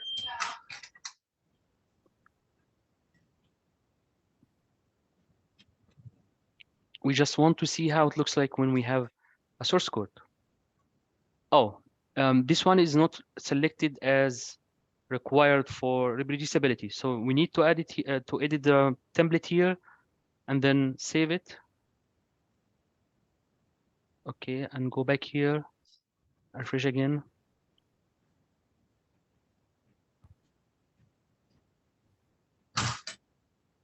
And see how it looks like. Okay, so we can see that here source code is added and the property value is GitHub, and it say the URL, the full URL for this source code, and it is accessible, is reachable. You can reach the URL, but it doesn't have license. Cannot retrieve. So we cannot retrieve the license of this repository, or maybe the license is not open. So, and that at the end affects the final score. Okay. So this is how it looks like when you check for license, accessibility, availability. So there is a magic thing here about the data type we have in ORCG. So like here we have different data type. We have resource, which we can link to other ontologies, text, decimal, integer, and these three are saved in knowledge graph as literals. The same for Boolean, data, date, and URL. So this kind of flexibility between data type gives you the capability to add more artifacts or make the data type relevant to your artifact kind. So for now, we are done with this part. If you have, I think, create a paper. Yeah, so I showed you the demo now. Yeah, so time for questions. If you have questions about what we have done so far, or in general about ORCG, how to use it, it is your turn now to ask us, please.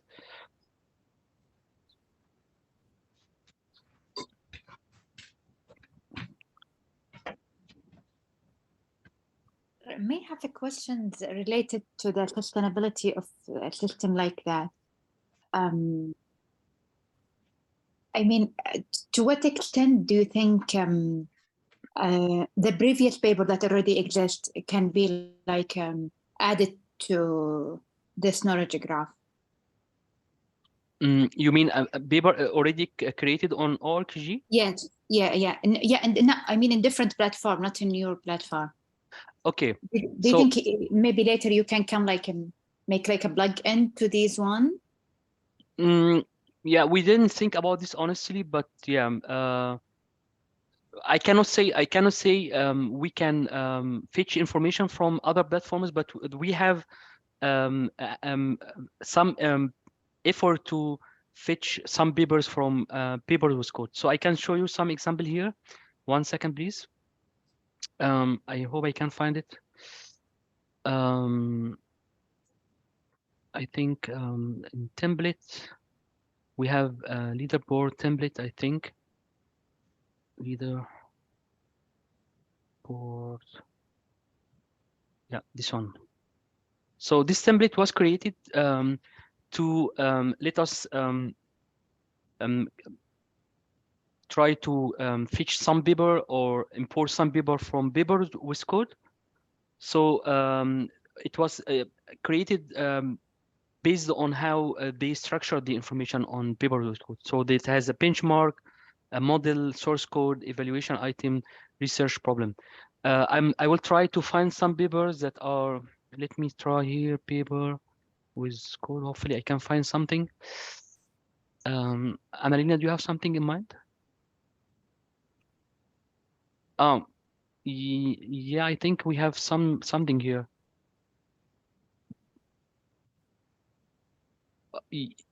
Yes. So benchmark in tools, right? Tools overview.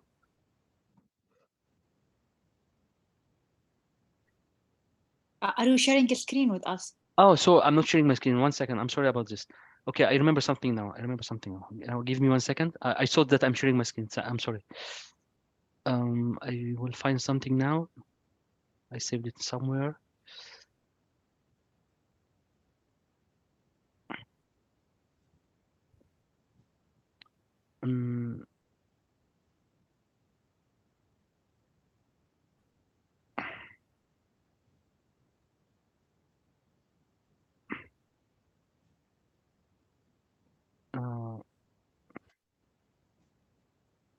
Okay. Sorry for that. I thought that I'm sharing my screen. I will share it now. Okay. So, again, we have this template leaderboard. We created this template particularly to let us try to import some papers from paper with code, and it has some properties. And the template was designed based on how the papers are structured in paper with code. So it has a benchmark, model, source code, evaluation item, and research problem. So I think this one, yeah, coming from paper with code. Okay. So data originally imported from paper with code.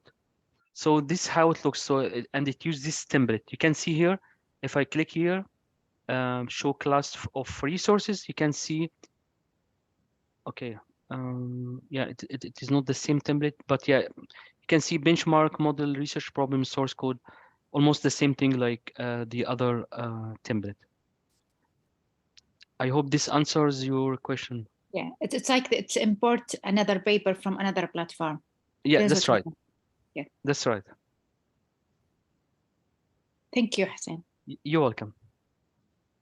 Any more questions?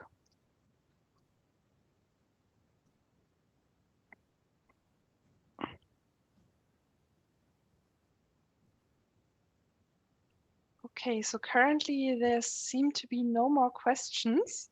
Then we have one last part prepared here, because now you have all entered a paper by hand yourself. So now the question is like, but what if you, for example, already have like a set of papers created there and you want to import this whole set of papers, or if you want to like take the data from ORKG and reuse it for your own for your own project. So basically, what kind of interfaces and connections do we have to the ORKG and from the ORKG, other than just this interface that we have shown here? And for that, we've also prepared some slides just to show you a bit more technical details here. So Hassan, if you want to share your screen again. Sure. Okay, now to the technical part, how to integrate with ORKG. So let me. So ORKG has two types of import tools. So some of them are for end users, such as the CSV import tool. We will talk about this in next slide. And some of them are for developers and data scientists. For example, the ABI, the Python package, and RDF, Sparkle endpoint, and so on. Not only that, but we have also some NLP tools, such as NLP Python package and the NLP ABI. Of course, you can find more information about this, how to integrate, and each tool of these are detailed, described how to make integration to it, how to use it. Everything is documented. Don't worry about this. And of course, anytime you have or you want to ask us about something you need to support for your project, don't hesitate to contact us. So we will start with the CSV import tool. So maybe you would like to try it by your own. So if you go to the same URL and then log in with your account, and from the top menu, select tools. I will go with you in that. So let me open this URL and select view. Sorry, tools, import, CSV to import. And then simply you can select a file and select the file and then click. So now there is something with this file. It's a missing required column, paper title or paper DOI. So that means you need to change one of these columns to have this name, DOI or title. So if I select the other file, this one is not working, and I select this one, you can see no formatting errors were found because simply I changed this one to be paper title. And simply when you click preview and import, you will see how it looks like. You can expand all, and this is how your data looks like. And simply you click at the end import, but we will not do that because we don't have time to wait until the script finish. So we already have seen that when it is wrong, when it works.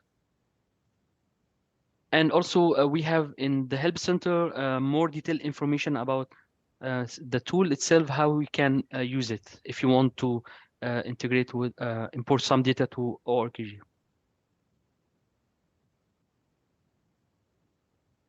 So next we will talk a little bit about the ABI, which one of the most powerful tools we have in ORKG. So it gives a wide range of integration endpoints and could be used in one of these scenarios, but not limited to. So you can fetch information about statements, create statements, delete statements, or classes, resources, predicates, literals, and so on. So please go again to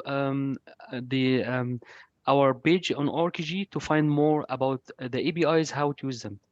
So I will try to show you some example how you can use it. So when you go to ORCG, please open. I will show that to you again. If we go here to, sorry.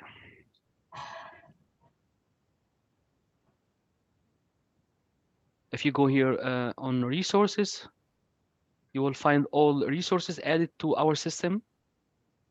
And let's select this one, for example. But try when you select to find some resource that has a statement beneath it. Maybe this one. Okay, so this one has a statement. And then simply, I will send you some code now.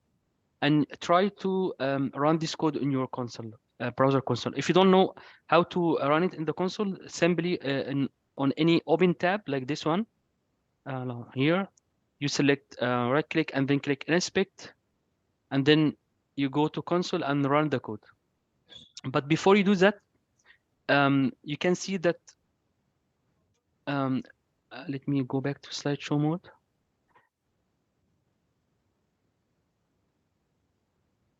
And in this line, I have here some number. You need to choose it to change it based on the resource that you want to search for. Okay, so in this example, I will send the code to you. 1 second.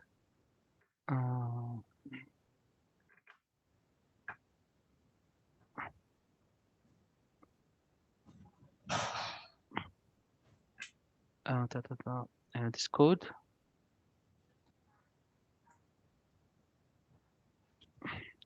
I will send it in the chat for everyone.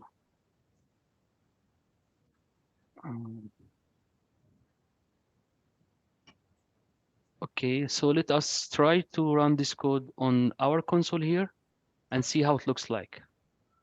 Okay, so when we run it, we list all the statements beneath this resource ID, right?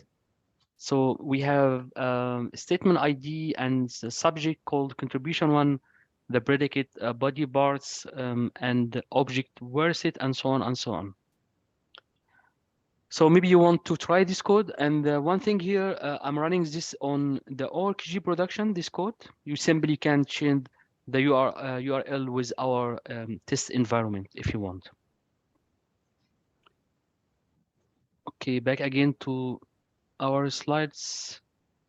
And now we will see how to use the Python package. So Python package simply is a wrapper of this API.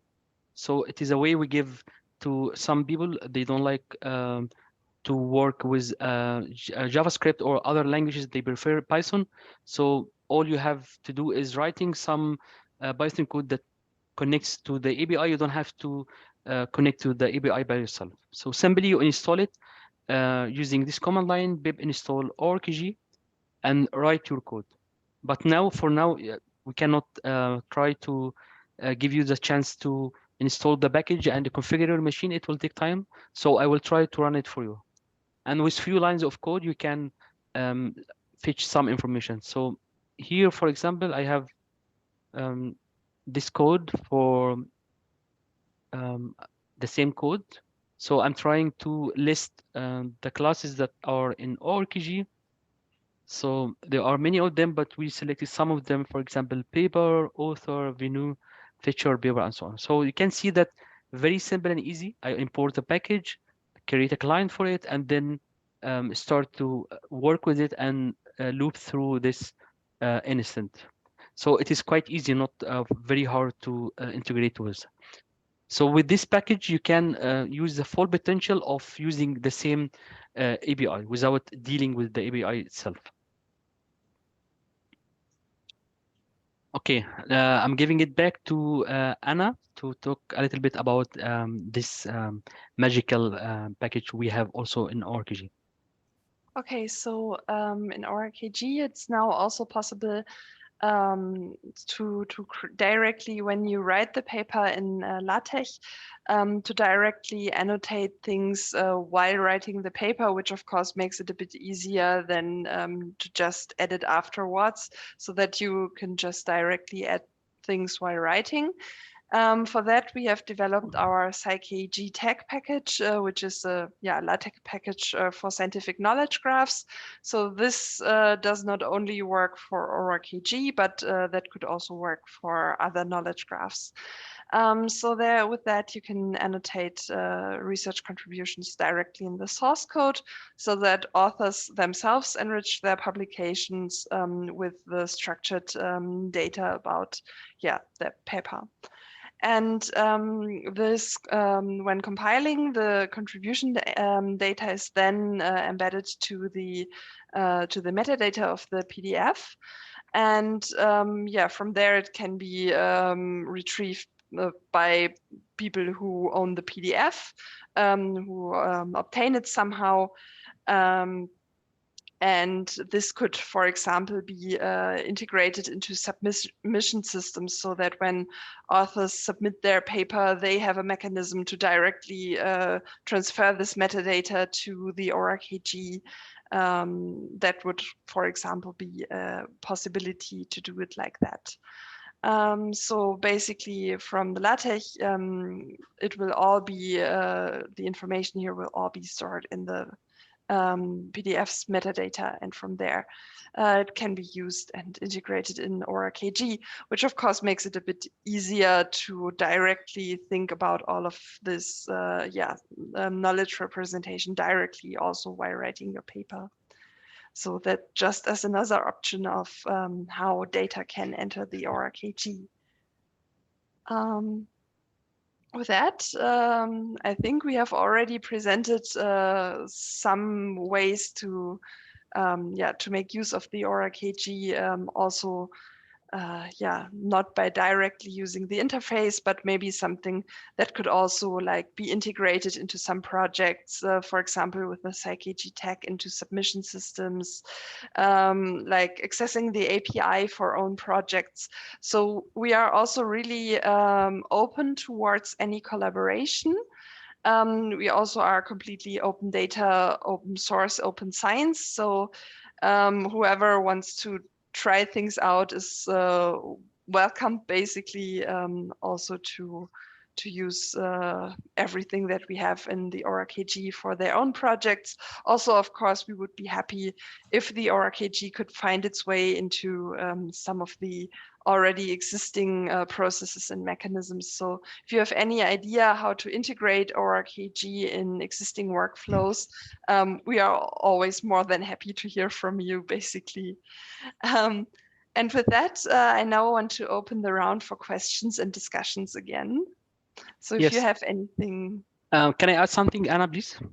Sure. Yes. Okay. Yeah. Also, ORKG itself is open source project. So if you want to download an instance of it and maybe start to building new functionality on it and try it, and you would like to discuss that with us, we will be glad to hear from you.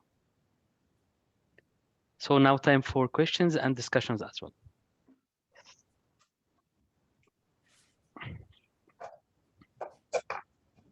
I have a discussion point, which is that you can enter in the software as a record in ORKG, but is there consideration for entering like an execution of a software to record that this input produced this output, or maybe a statistical summary of the output? Because you may want to, like, there might be like use in saying like these are the possible ranges of outputs you can get. So is an execution like is a that a thing that we would want to consider putting in as a subject besides software? Yeah, this is a great question. Yes, thank you for this question. Yes, so one of our colleagues, Marcus Stoker, he is the leading of our group. He's also working in something similar, how we can run some code on ORKG. So we have a source code, and instead of having a URL from GitHub or what kind of repository, we can have the code itself embedded inside the ORKG as a property of a certain paper, and then you can have the possibility to run the code inside the ORKG and then see the results of this code running on ORKG. So this, I think this is still in development, and yeah, I think this would be a very good feature to be added to ORKG as well. Okay. I have a more like a meta question. So I think this is a fantastic effort, and I really, I'm excited to hear about it. And there's all kinds of projects I can think of that this could interface with. And I will mention one in a moment. But I think that in more like general terms, there's a lot of work, of course, around generative AI and I'm not so sure we know, right, or how much that can actually help or not help. So right now, the examples are, it looks correct, but it's not necessarily correct. But you could imagine that you could, one of the things that you already see, so I have a student, for instance, who's been from the very beginning using Copilot for everything that he uses, for programming prototypes and so forth. And for him, it's more like a scaffolding, right? So you can very easily generate code, and then you can go through that code and quickly correct the things that are wrong, right? But it's much faster than if you have to actually come up with, figuring out, actually typing everything from hand. It's literally much more akin to like automatic expansion of URLs. So there was like this really cool presentation of one of the presenters at this conference. I think it was the first day, where he was showing, an very old version of Mosaic, the first browser basically, and reminded us of the fact that, the time when you actually had to type in every letter of a URL. There was no expansion, right? We're so used to this, you just type in some word and it will sort of expand, and I think this will get with these language models, will, be in all domains, more of a thing that we would get used to, that you can get this automatic expansion and you would correct, right? And it could be annoying. It could be like the spell checker, right, that you sometimes have to fight. But all in all, I think it will speed up the manual processes and kind of prompt people to interactions that would otherwise be harder. They would get more easily stuck. So I wonder, what are your thoughts of, I can imagine that there are like projects out there that are summarizing scientific papers using this approach, right? And creating a lot of metadata. What are your thoughts of plugging into that? Because it seems like, instead of fighting that or saying, oh, we have an alternative approach, you could just really leverage that. And you can't have enough metadata in my yeah. It has to be curated, obviously, right? It has to be, but it's better to actually find, I don't know, I might be wrong, but as a librarian, you have probably more insights about, is it better to have some metadata that needs to be corrected, or is it better to have no metadata at all, right? So that's the question. Yes.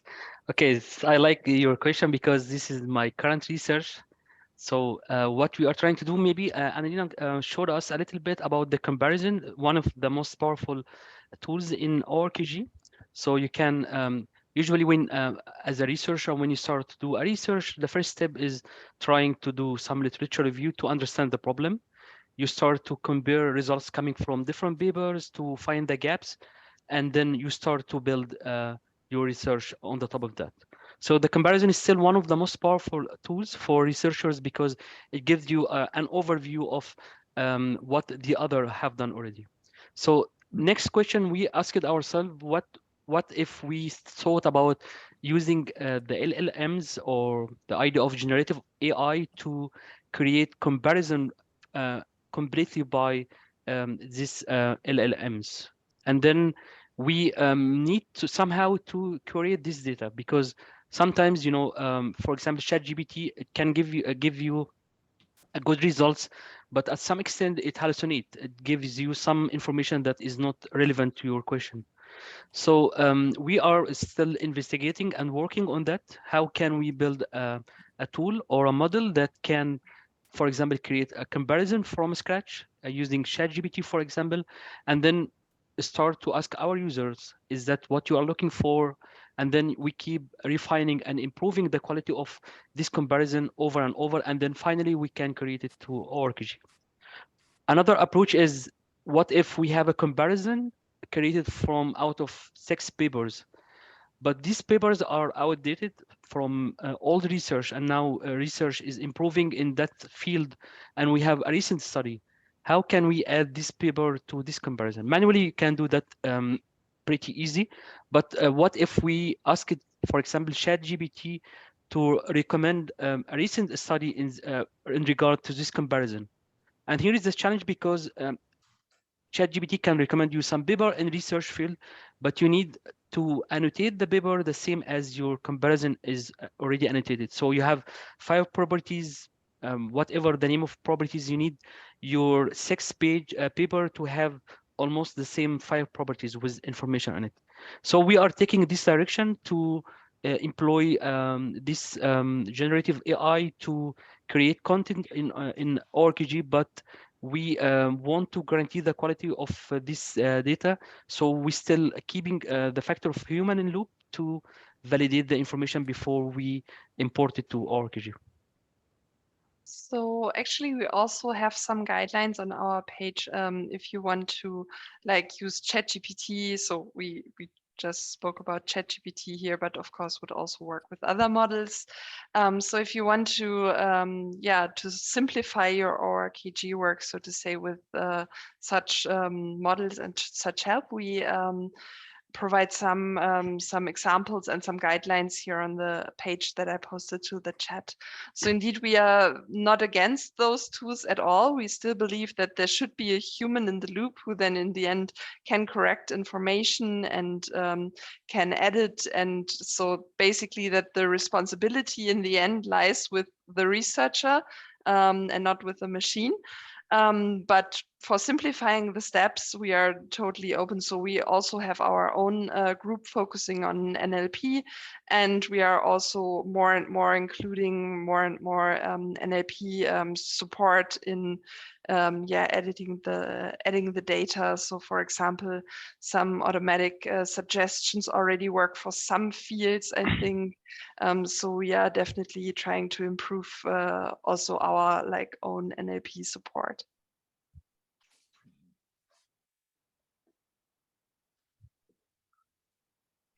Okay. So I can add more if there are no other question. Yes, please. So one comment I have is, so we have an ongoing effort to there's a collaboration between IBM Research and NumFocus, the organization that has all the Jupyter and all the data science tools, or a good part of it,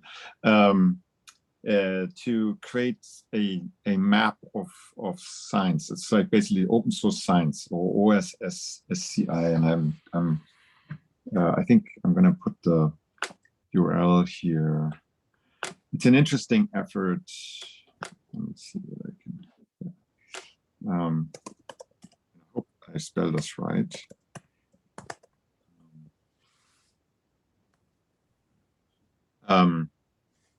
Yeah, Open Science Framework, I think, or just something different. It's So the idea is it actually right? Maybe not. Hold on.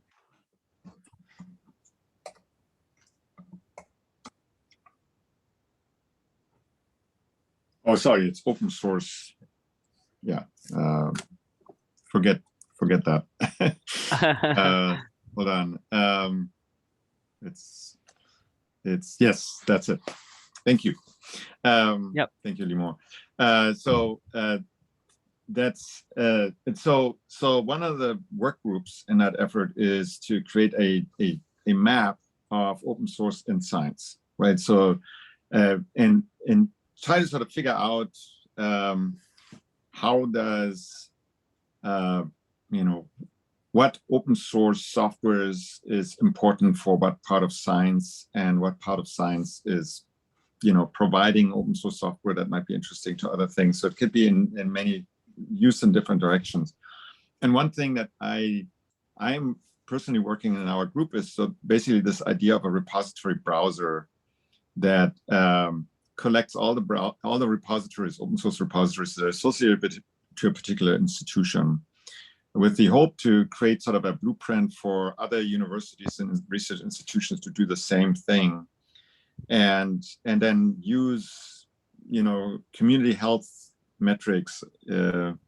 Like the Chaos Foundation has actually gotten quite sophisticated in kind of measuring it according to multiple dimensions, the health of these communities around open source projects. So in that way, you can sort of filter out the open source projects that are important, right? But now you combine that with reproducibility artifacts and connect those open source projects with scientific papers through the reproducibility artifacts that are within this open source communities. That's when it becomes really interesting, because now you can,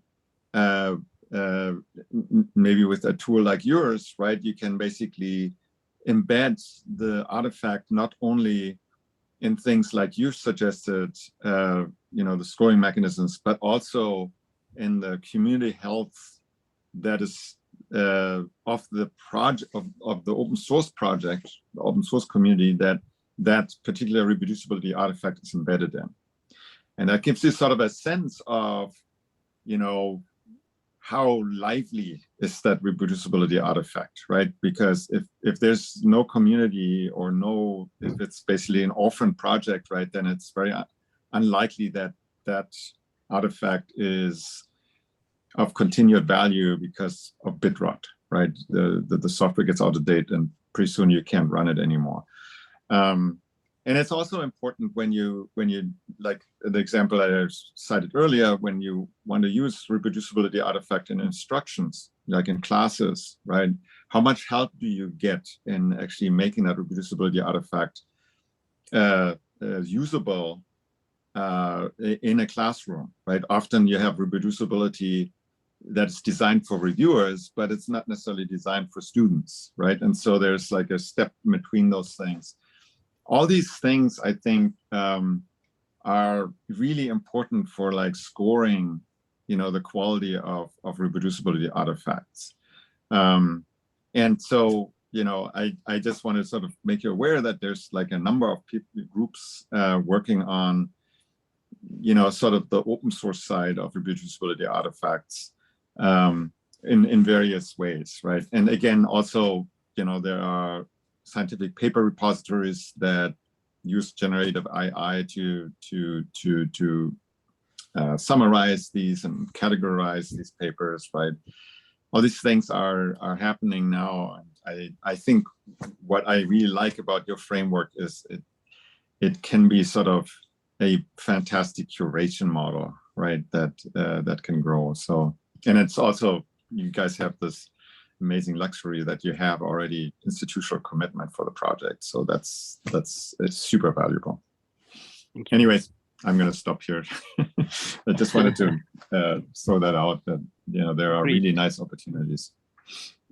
And if I may follow up in terms of curation and librarians and or data stewards or whoever is going to, having humans in the loop means that it's labor intensive, means that there's a need for people who are going to invest or spend time doing that. So I think it's I'm sure at German EU level there's a lot of work in pushing for the adoption of such repositories as you provide. I think it's really important to think about the curation model and the curation processes that are associated with the tools yeah. So that curation aspect is absolutely crucial at community level, but also in different institutions around. Thank you for the presentation. Thank you. And the inspiration. Are we good? Any more? We're good? Yes, any more comments or questions, thoughts, ideas, something you would like to share with us? I think so. You're the right persons to contact, right? If we have questions. Yes, sure. Sorry about this. We forgot to add our contact information in the last slide. That's what I just wanted to do. So in the chat, I've posted our addresses. So mine would be anna.lorenz@tip.eu and Hassan's would be hassan.husein@tip.eu. So I've posted that also to the chat. And I guess you can also find our information on the website. If you have questions, always contact us. So we are really happy to hear ideas, feedback, also maybe requests, ideas for collaborations. So definitely you can always contact us. So either by our addresses that we have given here, or also via the general ORKG address which would be info@orkg.org. Right. And also you can find our information on the website. So you can find our team, you can find the development team, the students, the leaders of the group. So you can reach either Anna-Lena, me, or anyone of the team at any time. Thank you so much. Thank you. You're welcome. You're welcome. You're welcome. So I guess with thank you that, so much. we're at the end. Yeah. Thank you for joining us today. Thank you. Yeah, thanks for Thank your you so much. attention. Thanks for participating. And then we wish you a nice rest of the day and rest of the conference. Yeah. And have a good evening. You too. Thank you. Thank you. Well deserved. Yeah. Bye. Thank you. Bye-bye. So Stephanie set up lunch outside. Oh, outside. It's warm.